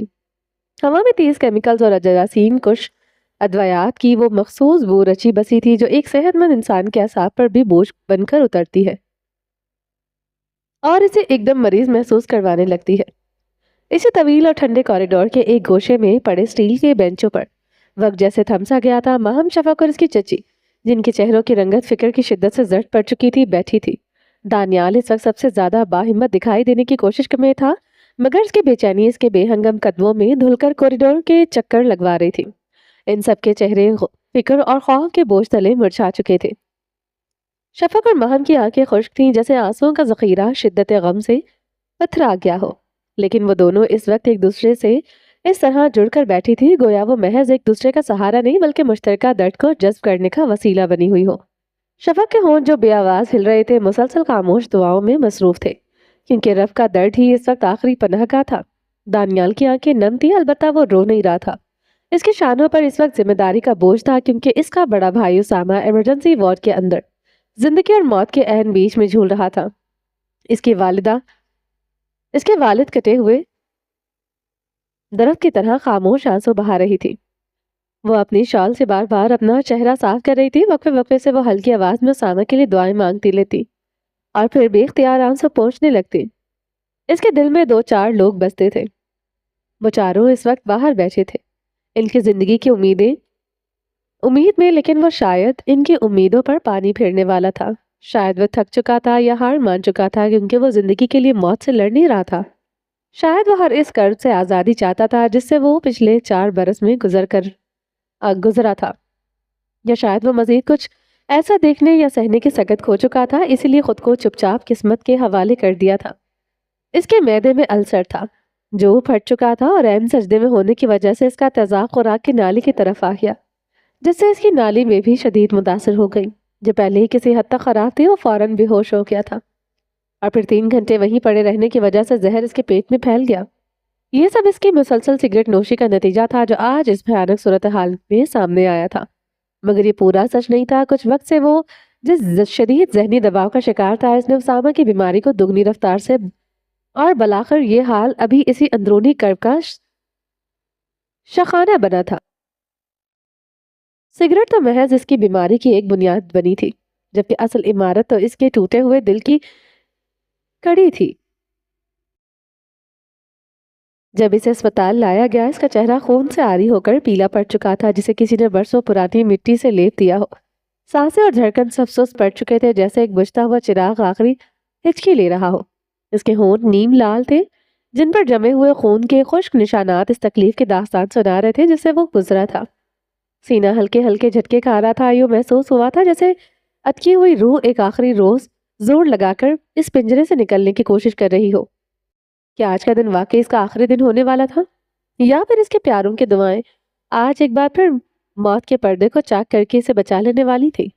رات کے 8 بج رہے تھے اور اندر اسامہ کے پیٹ کی صفائی کا نازک عمل ابھی تک جاری تھا۔ 3 گھنٹے سے وینٹیلیٹر پر تھا وہ، اور ڈاکٹرز اپنی پوری کوشش کر رہی تھی اس کی سانسوں کی ڈور کو ٹوٹنے نہ پائے۔ کوریڈور میں چہل پہل خاصی کم ہو چکی تھی وہ، اور اس دردناک خاموشی کا سناٹا ہر دھڑکن کی آواز کو تیز کر رہا تھا۔ اس خاموشی کے عالم میں ماہم کا فون گونجا۔ وہ اٹھی اور ایک طرف جا کر کال سنی۔ اس کے چچا کی کال تھی، اور اس نے انہیں بتا دیا تھا کہ اس کے دوست کا بھائی ہسپتال میں ہے اور وہ اس کے ساتھ ہی ہے۔ کچھ دیر بعد ڈاکٹرز بوجھل قدموں کے ساتھ باہر آئے اور انہوں نے بتایا کہ وہ اپنا کام مکمل کر چکے ہیں۔ اسامہ فی الحال گہری بے ہوشی میں ہے۔ انہوں نے کوئی خوشخبری نہیں دی تھی، بس صبر اور دعا کرنے کا کہا تھا۔ ان کے مطابق ہوش میں آنا ہوا تو اگلے 14 سے 18 گھنٹوں میں آنا تھا، اور اگر اسے جانا ہوا تو آج کی رات اس کی آخری رات تھی۔ ڈاکٹر نے اگرچہ ان کی امیدوں کا دم کافی حد تک توڑ دیا تھا، لیکن وہ ابھی زندہ تھا، اس کی سانسیں چل رہی تھی اور دل دھڑک رہا تھا۔ بے شک وہ آنکھیں بند کی لیٹا ہوا تھا۔ وہ وینٹیلیٹر پر تھا اور اس کے منہ سے ایک موٹی سی نالی ڈال دی گئی تھی جسے اسے مصنوعی سانس دیا جا رہا تھا۔ اس کا پیٹ چیرا گیا تھا، تب جا کر اس کے وجود سے وہ زہر نکالا تھا۔ شفق کو لگ رہا تھا کہ وہ ابھی اٹھ کر باہر آ جائے گا اور کہے گا یہ سب بھی میری چال تھی، لیکن اس بار اس نے واقعی کوئی چال نہیں چلی تھی۔ ماہم کو گھر جانا پڑا تھا، جبکہ باقی 3 لوگ ساری رات کے لیے دعائیں مانگتے وہیں بیٹھے رہے۔ شفق اندر جا کر اسے دیکھ کر بھی آئی تھی۔ یہ رات گزرے دن سے بھی زیادہ دردناک ثابت ہو رہی تھی اس کے لیے۔ اس کی پوری دنیا بکھرنے کے قریب تھی، مگر وہ ٹوٹنے کی بجائے رب کی رضا پر صبر کر رہی تھی۔ وہ جذباتی طور پر تھکی ہونے کے باوجود ذرا سا بھی سو نہ پائی تھی۔ یہی حال دانیال اور اس کی والدہ کا تھا۔ وہاں کچھ تو تھا، بس آنسو اور دعائیں، اس کے علاوہ کچھ نہیں۔ ماہم کی رات بھی بیداری میں گزری تھی۔ اسے کبھی اسامہ کے ساتھ گزرے اچھے پل یاد آتے، کبھی وہ لمحے جب اس نے اسامہ کی تذلیل کی، اور پھر وہ رونے لگ جاتی۔ جب وہ رو کر تھک جاتی تو اسامہ کا ہسپتال والا چہرہ اس کے سامنے آ جاتا اور وہ دعائیں مانگنے لگ جاتی۔ اتنی دعائیں اس نے اپنے گھر والوں کے مرنے کی بھی نہیں مانگی تھی جتنی اس نے اس شخص کی زندگی کی مانگ لی تھی۔ صبح صبح پہم ہسپتال آ گئی تھی، لیکن اسامہ کی حالت میں کوئی بہتری نظر نہیں آئی تھی۔ البتہ رات کو دوبارہ اس کی طبیعت ضرور بگڑی تھی، جس نے ان تینوں کے دل کی حالت تک پہنچا دیے تھے۔ اس کی سانسیں رکتے رکتے بچی تھی۔ کیا وہ لڑ رہا تھا؟ اگر لڑ بھی رہا تھا تو وہ ہوش میں نہیں تھا۔ اس کا وجود لڑ رہا تھا، دماغ تو گہری نیند میں تھا۔ انہوں نے کل سے کچھ نہیں کھایا تھا، اور کوئی ایک شخص بھی ایک دوسرے کو کھانے کا پوچھ بھی نہیں رہا تھا، کیونکہ ان کے درد کا مرکز ایک ہی تھا، اور وہ ایک دوسرے کا درد اچھی طرح سے سمجھ رہے تھے۔ اسامہ کو ICU میں شفٹ کر دیا گیا تھا، لیکن ابھی تک وہ رات والی حالت میں ہی تھا۔ اس کے وجود میں اگر کوئی جنبش آئی تھی تو وہ بس تکلیف کی وجہ سے۔ ظہر کی اذانیں شروع ہو چکی تھی اور اسامہ کو اس حالت میں پہنچتے تقریباً 24 گھنٹے گزر چکے تھے۔ وہ ظہر کی نماز پڑھ کر فارغ ہوا تھا کل، جب اس کا السر پھٹا تھا۔ آج پھر سے عین اسی وقت میں اس کے وینٹیلیٹر نے ایک اچانک تیز اور خوفناک الرٹ دینا شروع کیا۔ میڈیکل اسسٹنٹ نے فوراً ڈاکٹر کو بلوایا۔ اس کا بلڈ پریشر اچانک سے بہت زیادہ بڑھ گیا تھا، جو کل سے بہت کم تھا۔ وہاں بیٹھے ہوئے لوگ مزید برداشت کرنے کی حالت میں نہیں تھے، مگر پھر بھی کیے جا رہے تھے۔ ان کے آنسو ایک بار پھر پھوٹ پڑے اور آنسو جیسے بے بسی کی گواہی دے رہا تھا۔ کچھ دیر بعد ڈاکٹر بوجھل قدموں کے ساتھ ICU کے دروازے سے باہر نکلا۔ وہ سب ڈاکٹر کی طرف لپکے اور ان کے چہرے کے تاثرات اس بات کو مزید پختہ کر رہے تھے کہ وہ کون سے الفاظ سننا چاہتے ہیں۔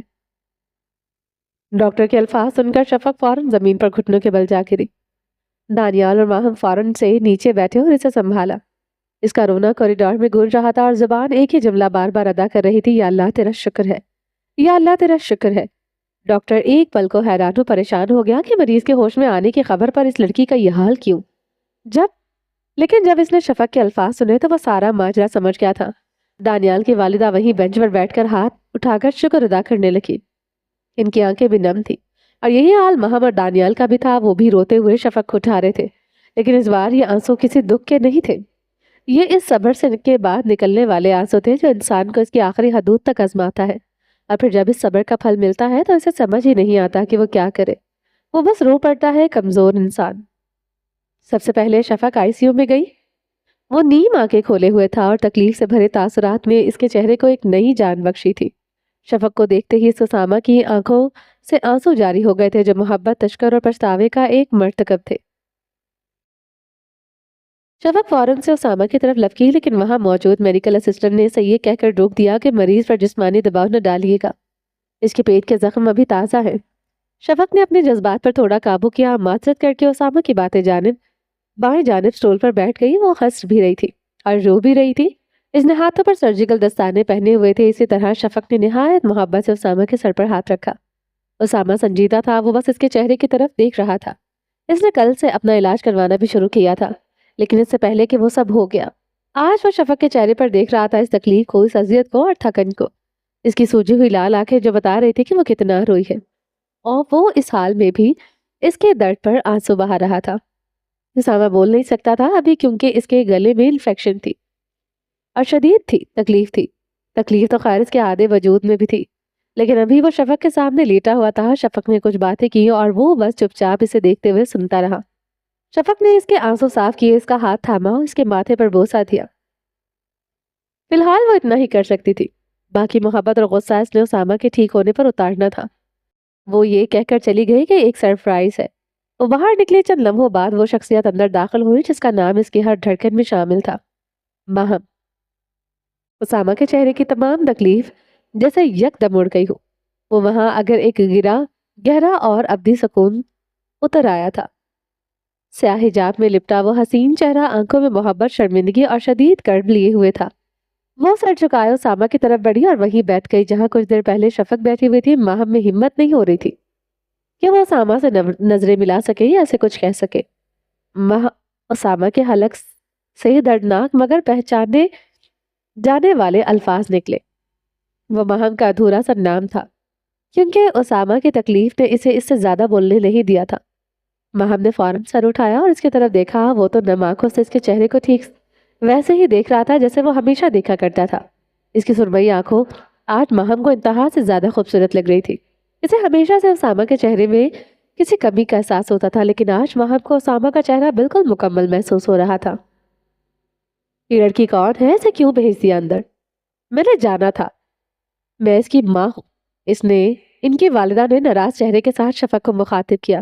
وہ کل سے ماہم کو روتے ہوئے دیکھ رہی تھی، لیکن اس وقت انہوں نے پوچھا ہی نہیں تھا، کیونکہ ان کا لاڈلا اس وقت زندگی اور موت کی جنگ لڑ رہا تھا۔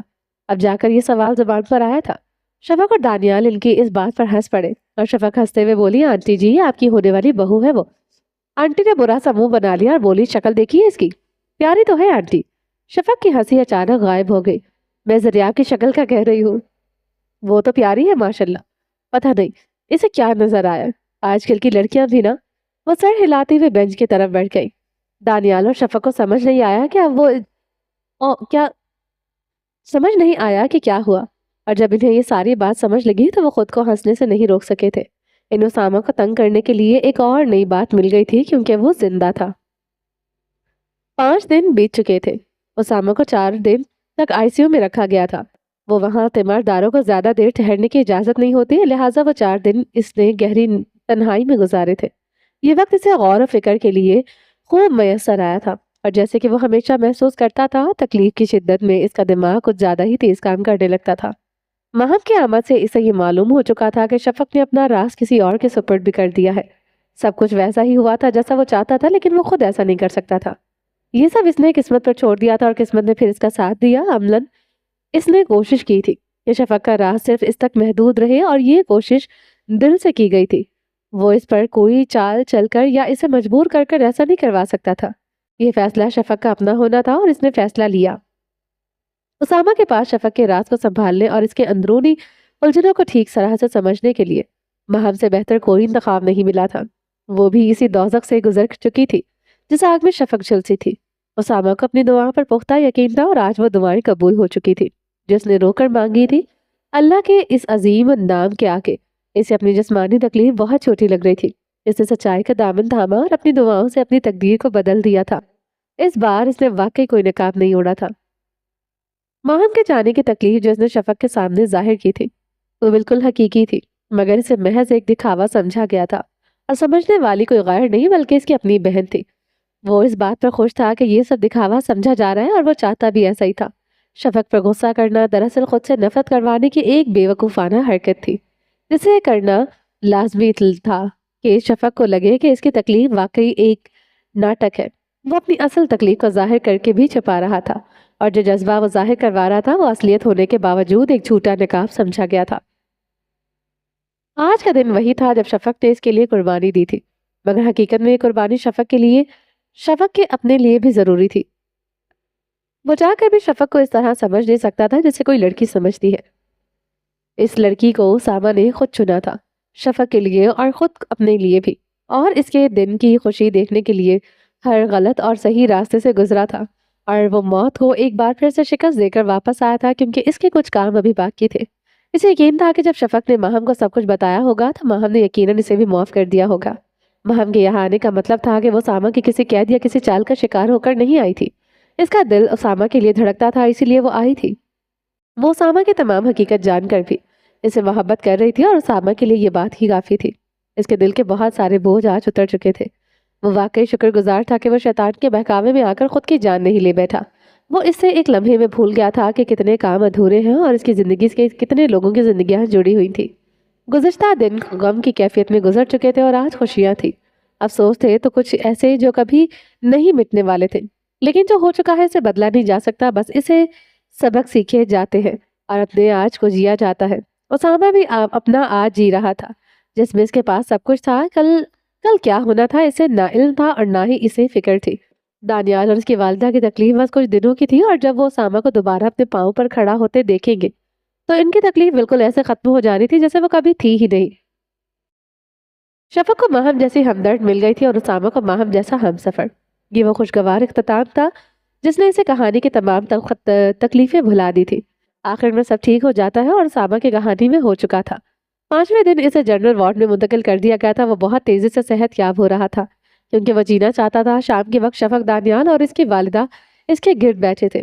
وہ اب بول پا رہا تھا اور سہارے سے تھوڑا بہت چل بھی پا رہا تھا۔ آئندہ سگریٹ پیے گا؟ اس کی امی نے ترچھی نظر سے اسے دیکھتے ہوئے پوچھا۔ بس ایک آخری بار پیوں گا، اسامہ نے شرمندگی سے جواب دیا۔ شفق، اب اگر اسے کچھ ہوا تو مجھے نہ بتانا، خود ہی کفن دفن کر دینا اس کا، انہوں نے غصے میں شفق سے کہا کیونکہ وہ اسامہ پر براہ راست غصہ کم ہی کرتی تھی۔ آنٹی، میں نے خود اس کی جان لے لینی ہے اگر اس نے اب سگریٹ کو ہاتھ بھی لگایا تو۔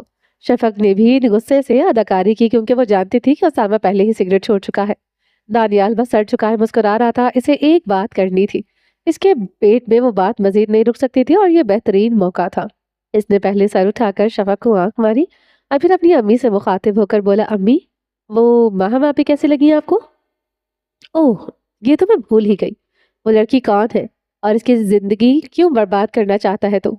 وہ فوراً اپنا غصہ بھلا کر اسامہ سے پوچھنے لگی۔ شفق اور دانیال خاموش مسکراہٹ کے ساتھ ہونے والا تماشا دیکھنے لگے۔ ہیں؟ برباد؟ اسامہ حیران ہو کر بولا اور پھر شفق اور دانیال کی طرف دیکھنے لگا۔ اسے لگا شاید ان دونوں کی امی کو کوئی الٹی پٹی پڑھا دی گئی ہے۔ ہاں تو اسے شادی کر کے اس کی زندگی برباد ہی ہونی ہے۔ لعنتیں پڑی ہوئی ہیں تیرے چہرے پر، رنگ صاف کر پھر شادی کرواؤں گی، نہیں تو میری طرف سے انکار ہے۔ سن لو تم دونوں بھی، اس کی سفارش لے کر آنا پھر، آنٹی ایک ہی سانس میں بول پڑی تھی۔ وہ تینوں کہہ کے لگا کر ہنسنے لگے، لیکن اسامہ ذرا آرام سے ہنس رہا تھا کیونکہ اس کے پیٹ میں زخم تھا اور زیادہ ہنسنے کے اسے درد ہو رہا تھا۔ اس کے گھر والے جانتے ہیں اس کے گھر میں کوئی نہیں ہے آنٹی۔ اس کی امی 1 سال پہلے چلی گئی، پھر 2 مہینے پہلے اس کے ابو کی موت ہو گئی، پچھلے مہینے اس کی بڑی بہن اور بھائی کی بھی موت ہو گئی ہے۔ اپنے چچا کے گھر رہتی ہے وہ۔ شفق نے آہستہ سے لہجے میں ساری کہانی سنائی۔ ان سب کے چہرے لٹک گئے تھے سوائے اسامہ کے، جسے پتا تھا کہ ماہم ان کے مرنے سے خوش ہے، دکھی نہیں۔ وہ کچھ دیر مزید ماہم کے بارے میں باتیں کرتے رہے۔ اس کی امی نے ماہم کے بارے میں ایک بات پوچھی کیونکہ وہ ان کی بہو بننے والی تھی۔ پھر دانیال اپنی امی کو لے کر گھر چلا گیا اور شفق نے رات اسامہ کے پاس ہی رکنا تھا۔ اس نے اسامہ کی صحت یاب ہونے تک ہسپتال سے چھٹیاں لے لی تھی۔ شکریہ شفق۔ ان کے جانے کے بعد اسامہ نے محبت بھرے لہجے میں کہا، تم ٹھیک ہو جاؤ پھر میں تمہارا شکریہ نکالتی ہوں اچھے سے۔ ماہم کے بارے میں مجھے سب کچھ کیوں نہیں بتایا تھا تم نے؟ شفق نے غصے سے شکوہ کیا۔ اس نے وعدہ لیا تھا کہ میں کسی کو کچھ نہ بتاؤں۔ اسامہ سنجیدہ ہو گیا۔ اور اس کی ڈائری؟ وہ بھی تم نے مجھ سے چھپا کے رکھی؟ तुम्हें यह भी पता था कि इसकी अम्मी को फातिमा ने मारा है। शफक का गुस्सा बरकरार था। मुझे माफ कर दो। उसामा ने पेशेमानी से माजरत की, क्योंकि इसके पास कोई जवाब या दलील नहीं थी। इसने जो कुछ महम की डायरी में पढ़ा था, इसे वो शफक को बताना मुनासिब नहीं लगा था। लेकिन यही बस वजह थी, और वो शफक को भी इस गुनाह में मुलव्वस नहीं करना चाहता था। वो किसी की जात के बारे में बगैर इसकी इजाजत के जाने। इसने सब गुनाह अकेले किए थे, कोई माफी नहीं मिलेगी। तुम हमेशा मुझसे सब कुछ छुपाते हो। मैं ही बेवकूफ हूँ जो सब कुछ तुम्हें बता देती हूँ। शफक ने मुंह बना लिया, इतनी अच्छी नहीं हो तुम। मुझे सब कुछ खुद ही उगलवाना पड़ता है। आई बड़ी तुम भी पूछ लिया करो। मैं कौन सा झूठ बोलता हूँ। उसामा भी नाराज हो गया, लेकिन वो दोनों ये जानते थे कि वो दोनों ही अदाकारी कर रहे हैं और एक दूसरे को तंग कर रहे हैं। वो दोनों बहन भाई ऐसे ही थे हमेशा से। पिछले 5 दिनों में उसामा ने काफी खिदमतें करवाई थी। काफी लोग इससे मिलने भी आए थे, जिनमें ताहिर, हुरैम, इसके कुछ दोस्त और इसके कैफे के में काम करने वाले लड़के शामिल थे। हुरैम की दोस्ती का भी पर्दाफाश हो गया था कि उसामा ने इसे माहम से दोस्ती करने को कहा था, लेकिन माहम ने भी इसे माफ कर दिया था। वो काफी बेहतर हो चुका था और अब आराम से चल फिर सकता था। इसके टांके खुल चुके थे, लेकिन डॉक्टर ने कहा था कि इसे मजीद 2 दिन रुकना पड़ेगा। ताहिर ने इसे बताया था कि इनके इस्लामाबाद वाले दोस्त भी मिलने आएंगे। दोपहर का वक्त था। माहम स्कूल से सीधी अस्पताल उसामा के पास आ गई थी। माहम के आने के बाद शफक घर चली गई थी कुछ आराम करने। यही इनकी रोजमर्रा की रूटीन थी पिछले 5 दिनों से।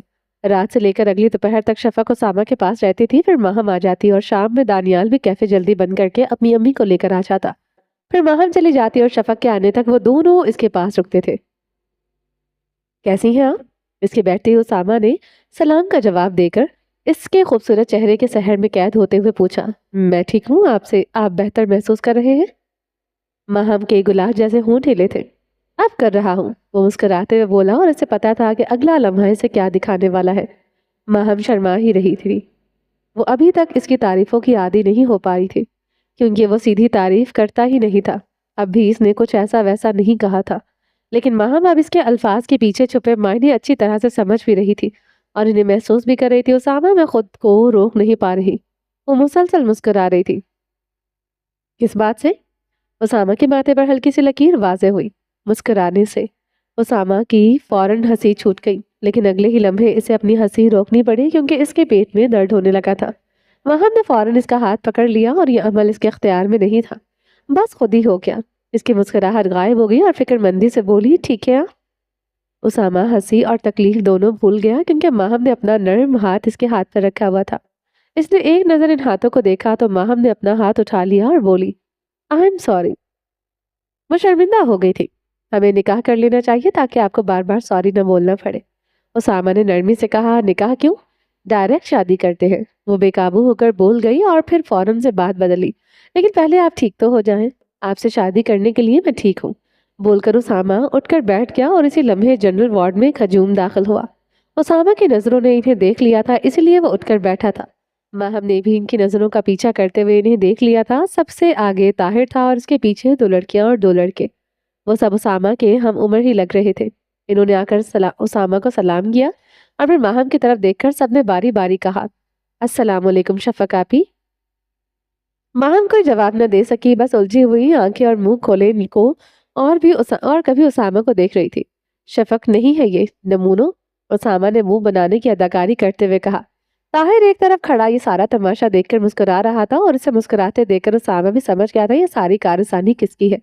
उसामा ने एक तिरछी निगाह ताहिर पर डाली और फिर बोला, तुम सबकी होने वाली भाभी है ये? माहम नाम है इनका।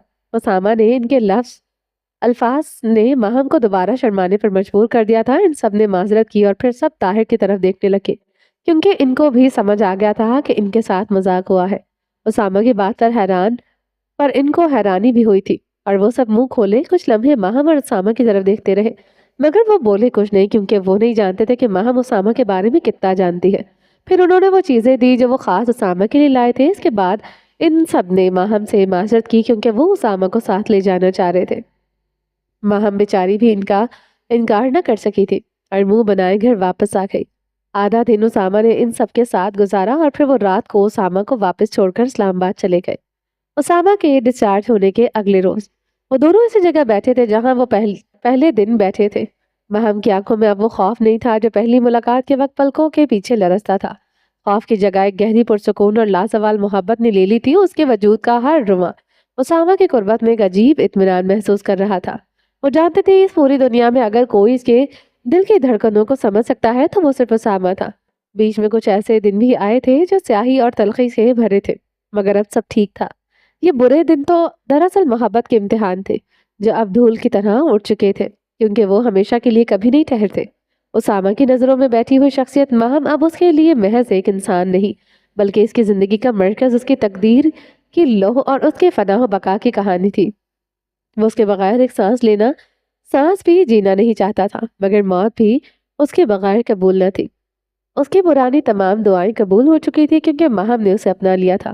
اب اس کی نئی دعائیں تھی مہم کے ساتھ جینے اور پھر اس سے پہلے یا عین اسی کے ساتھ مرنے کی۔ میز پر دونوں کے بیچوں بیچ سفید اور سیاہ مگ پڑے تھے۔ سفید مگ مہم کے معصوم چہرے کی عکاسی کر رہا تھا اور سیاہ مگ اسامہ کے گہرے اور پراسرار وجود کا ترجمان۔ ان سے نکلتی ہوئی بھاپ کی لکیریں الگ الگ تھیں۔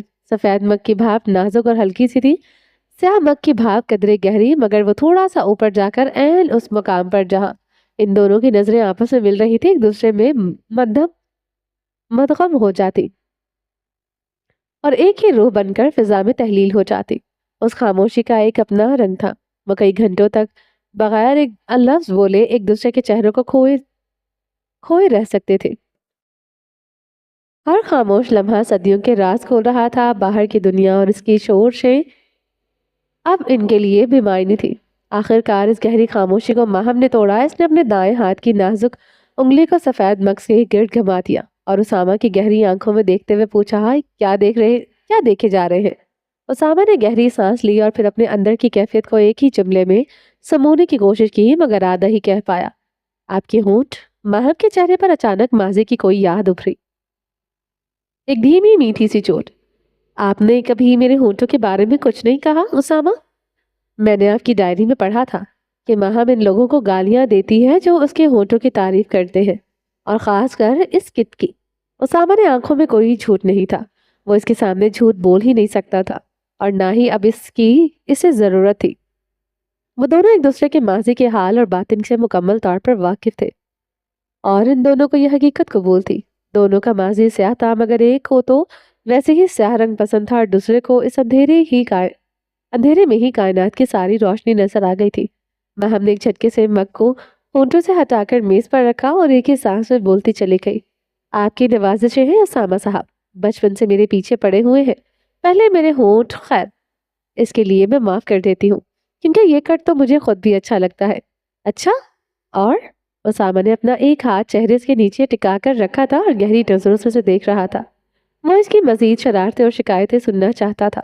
پھر میری ڈائری چوری کر لی آپ نے، اس کے بعد مجھے اپنی محبت میں پاگل کر دیا۔ وہ بولتے بولتے رک گئی، اس کی زبان ایک بار پھر سے پھسل گئی تھی، اور آج مہم نے پہلی بار اپنی محبت کا کھل کر اعتراف کیا اور اقرار کیا۔ اس نے فوراً اپنا سفید مگ دونوں ہاتھوں میں اٹھایا اور چہرہ اس کے پیچھے چھپا کر مسکرانے اور شرمانے لگی۔ اسامہ بس اسے ایسا کرتے دیکھ کر مسکرائے جا رہا تھا۔ وہ جانتا تھا کہ یہ خاموش اقرار کتنا قیمتی تھا، اور اس کے مسکراتے لبوں سے محض ایک لفظ نکلا، بس میں کچھ نہیں بتا رہی، باقی شادی کے بعد بتاؤں گی۔ آپ کو بھی بہت شوق ہے نا مجھ سے باتیں چھپانے کا، اب میں بھی ایسے ہی کروں گی، سب کچھ شادی کے بعد بتاؤں گی، سمجھ گئے؟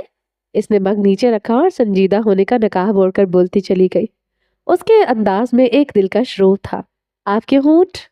اسامہ نے پھر سے وہی جملہ ادھورا چھوڑ دیا جو کچھ لمحے پہلے چھوڑا تھا۔ اب کیا ہوا میرے ہونٹوں کو؟ ماہم فوراً بولی، کچھ نہیں، شادی کے بعد بتاؤں گا۔ اسامہ بھی ہنس پڑا اور سیاہ مگ کو ہاتھوں سے ہاتھ لگا کر دیکھنے لگا کہ چائے ٹھنڈی ہوئی ہے یا نہیں، کیونکہ وہ فی الحال زیادہ گرم چائے نہیں پی سکتا تھا۔ اسامہ، میں گلا دبا دوں گی آپ کا۔ ماہم نے بڑی مشکل سے اپنی ہنسی روکی۔ مگ چھوڑو اور اسے اپنے پنجے دکھا کر بولی۔ وہ جانتی تھی کہ وہ اسامہ سے باتوں میں جیت نہیں سکتی، یہ کام بھی شادی کے بعد کریے گا۔ اسامہ نے اسے آنکھ ماری اور اپنا سیاہ مگ اٹھا کر ہونٹوں سے لگا لیا۔ اسے ایک نیا ہتھیار مل گیا تھا اور اب وہ اس بات سے ماہم کو شادی ہونے تک تنگ کرنے والا تھا۔ ماہم بھی اس کے مذاق کا مطلب سمجھ گئی تھی اور وہ اپنے دونوں خوبصورت ہونٹ آپس میں دباتے ہوئے مسکراتی۔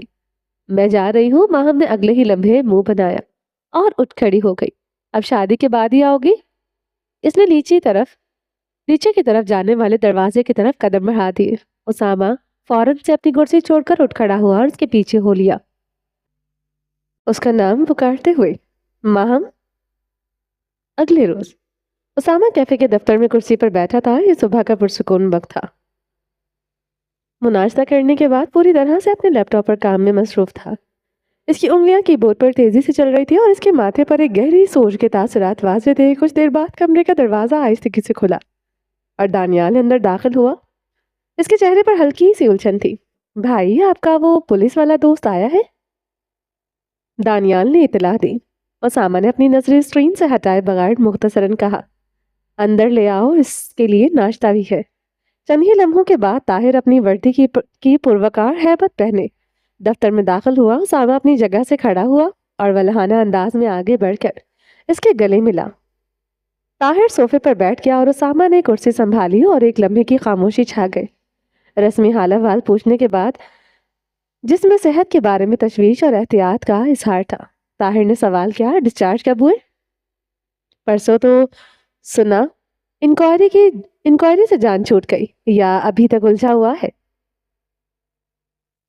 اسامہ نے مسکراتے ہوئے پوچھا۔ اس کی مسکراہٹ کے کونوں میں ایک شیطانیت کی ہلکی سی چھلک موجود تھی، ایک پراسرار چمک جسے طاہر فوراً محسوس کر لیا کرتا تھا۔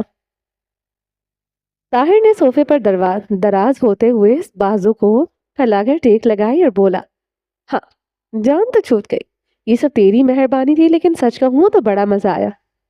زندگی میں کافی کچھ نیا سیکھنے کو مل گیا۔ طاہر کی آنکھوں میں اس تمام تر کشمکش کے باوجود ایک فاتحانہ چمک تھی۔ تھک گیا ہوگا، چل کچھ دن آرام کر، میں تجھے ایک اور مزے کی چیز دوں گا جس سے تیری ساری تھکن تازہ ہو جائے گی۔ اسامہ کی مسکراہٹ اور گہری ہو گئی، اس کی نگاہیں ایک دور کے منظر پر جمی تھی۔ طاہر نے اس کے لہجے کی پراسراریت کو بھانپ لیا اور سنجیدگی سے بیٹھ گیا۔ اب کہاں پھنسانا ہے مجھے یہ تو بتا، اور یہ بھی بتا کہ تابش کو کس نے مارا، جماعت نے یا پھر تو نے؟ اس نے سوال کو مزید کھودنے کی کوشش کی۔ اسامہ نے سنبھل کر جواب دیا۔ اس کے چہرے پر سنجیدگی کا ایک سایہ لہرایا۔ اسے اس کے گناہوں نے مارا، میں سمجھ گیا، لیکن فاطمہ کا ریپ؟ طاہر نے سوال ادھورا چھوڑ دیا۔ اس کی نگاہیں اسامہ کے چہرے پر گڑی تھی جیسے وہ اس کے اندر کا سچ پڑھنا چاہتا ہو۔ اس کا ذمہ دار میں ہوں۔ اسامہ نے اسی طرح غیر جذباتی سنجیدگی سے جواب دیا، مگر اس کے اندر ایک کرب سا ابھرا۔ بکواس نہ کر، میں تجھے اچھی طرح سے جانتا ہوں، تو ایسا نہیں کر سکتا۔ دونوں خاموش ہو گئے، ایک بوجھل خاموشی جو کمرے کے ماحول کو نکلنے لگی تھی۔ طاہر نے تھوڑی دیر کے بعد اس بوجھل خاموشی کو توڑا، لیکن ایک اور اذیتناک سوال کے ساتھ۔ اس میں بے بسی کا لہجہ تھا۔ شفقت؟ اس ایک لفظ پر اسامہ کا چہرہ سپاٹ ہو گیا۔ اس نے اپنے جذبات کو ایک لمحے میں چہرے سے کھرچ کر سائڈ پر رکھ دیا اور اپنی نظریں لیپ ٹاپ کی اسکرین کی طرف پھیر لی۔ طاہر فوراً سمجھ چکا تھا کہ معاملہ کتنا سنگین ہے۔ آئی ایم سوری، اس نے معذرت کی اور پھر ماحول کو ہلکا کرنے کے لیے ہنس کر پوچھا، اچھا یہ بتا، کون سی نئی مصیبت میرے ماتھے مارنی ہے اب تو نے؟ اسامہ نے بھی مصنوعی طور پر اپنے چہرے پر مسکراہٹ سجائی اور میز کا دراز کھول کر ایک ہارڈ ڈرائیو نکالی اور طاہر کی طرف اچھال دی۔ اس میں جمال کے خلاف ثبوت موجود ہے، مزید جماعت اور تابش نے کون کون سے جرائم کیے ہیں اور اس کا مکمل ریکارڈ ہے۔ بلکہ یوں سمجھ لے کہ جماعت نے پورے نیٹ ورک کی ٹریسنگ بھی اسی میں ہے۔ یہ ایک خطرناک تنظیم ہے، میں خود ان کا صفایا کرنے والا تھا، لیکن پھر سب کچھ ٹھیک ہو گیا۔ یہ کام تیرے ذمہ، بس دھیان رہے کہ تو نہ مر جائے۔ اسامہ نے ایک ہی سانس میں مسکراتے ہوئے وہ چیز اس کے ہاتھ میں تھما دی جس کے لیے ساری محنت تھی۔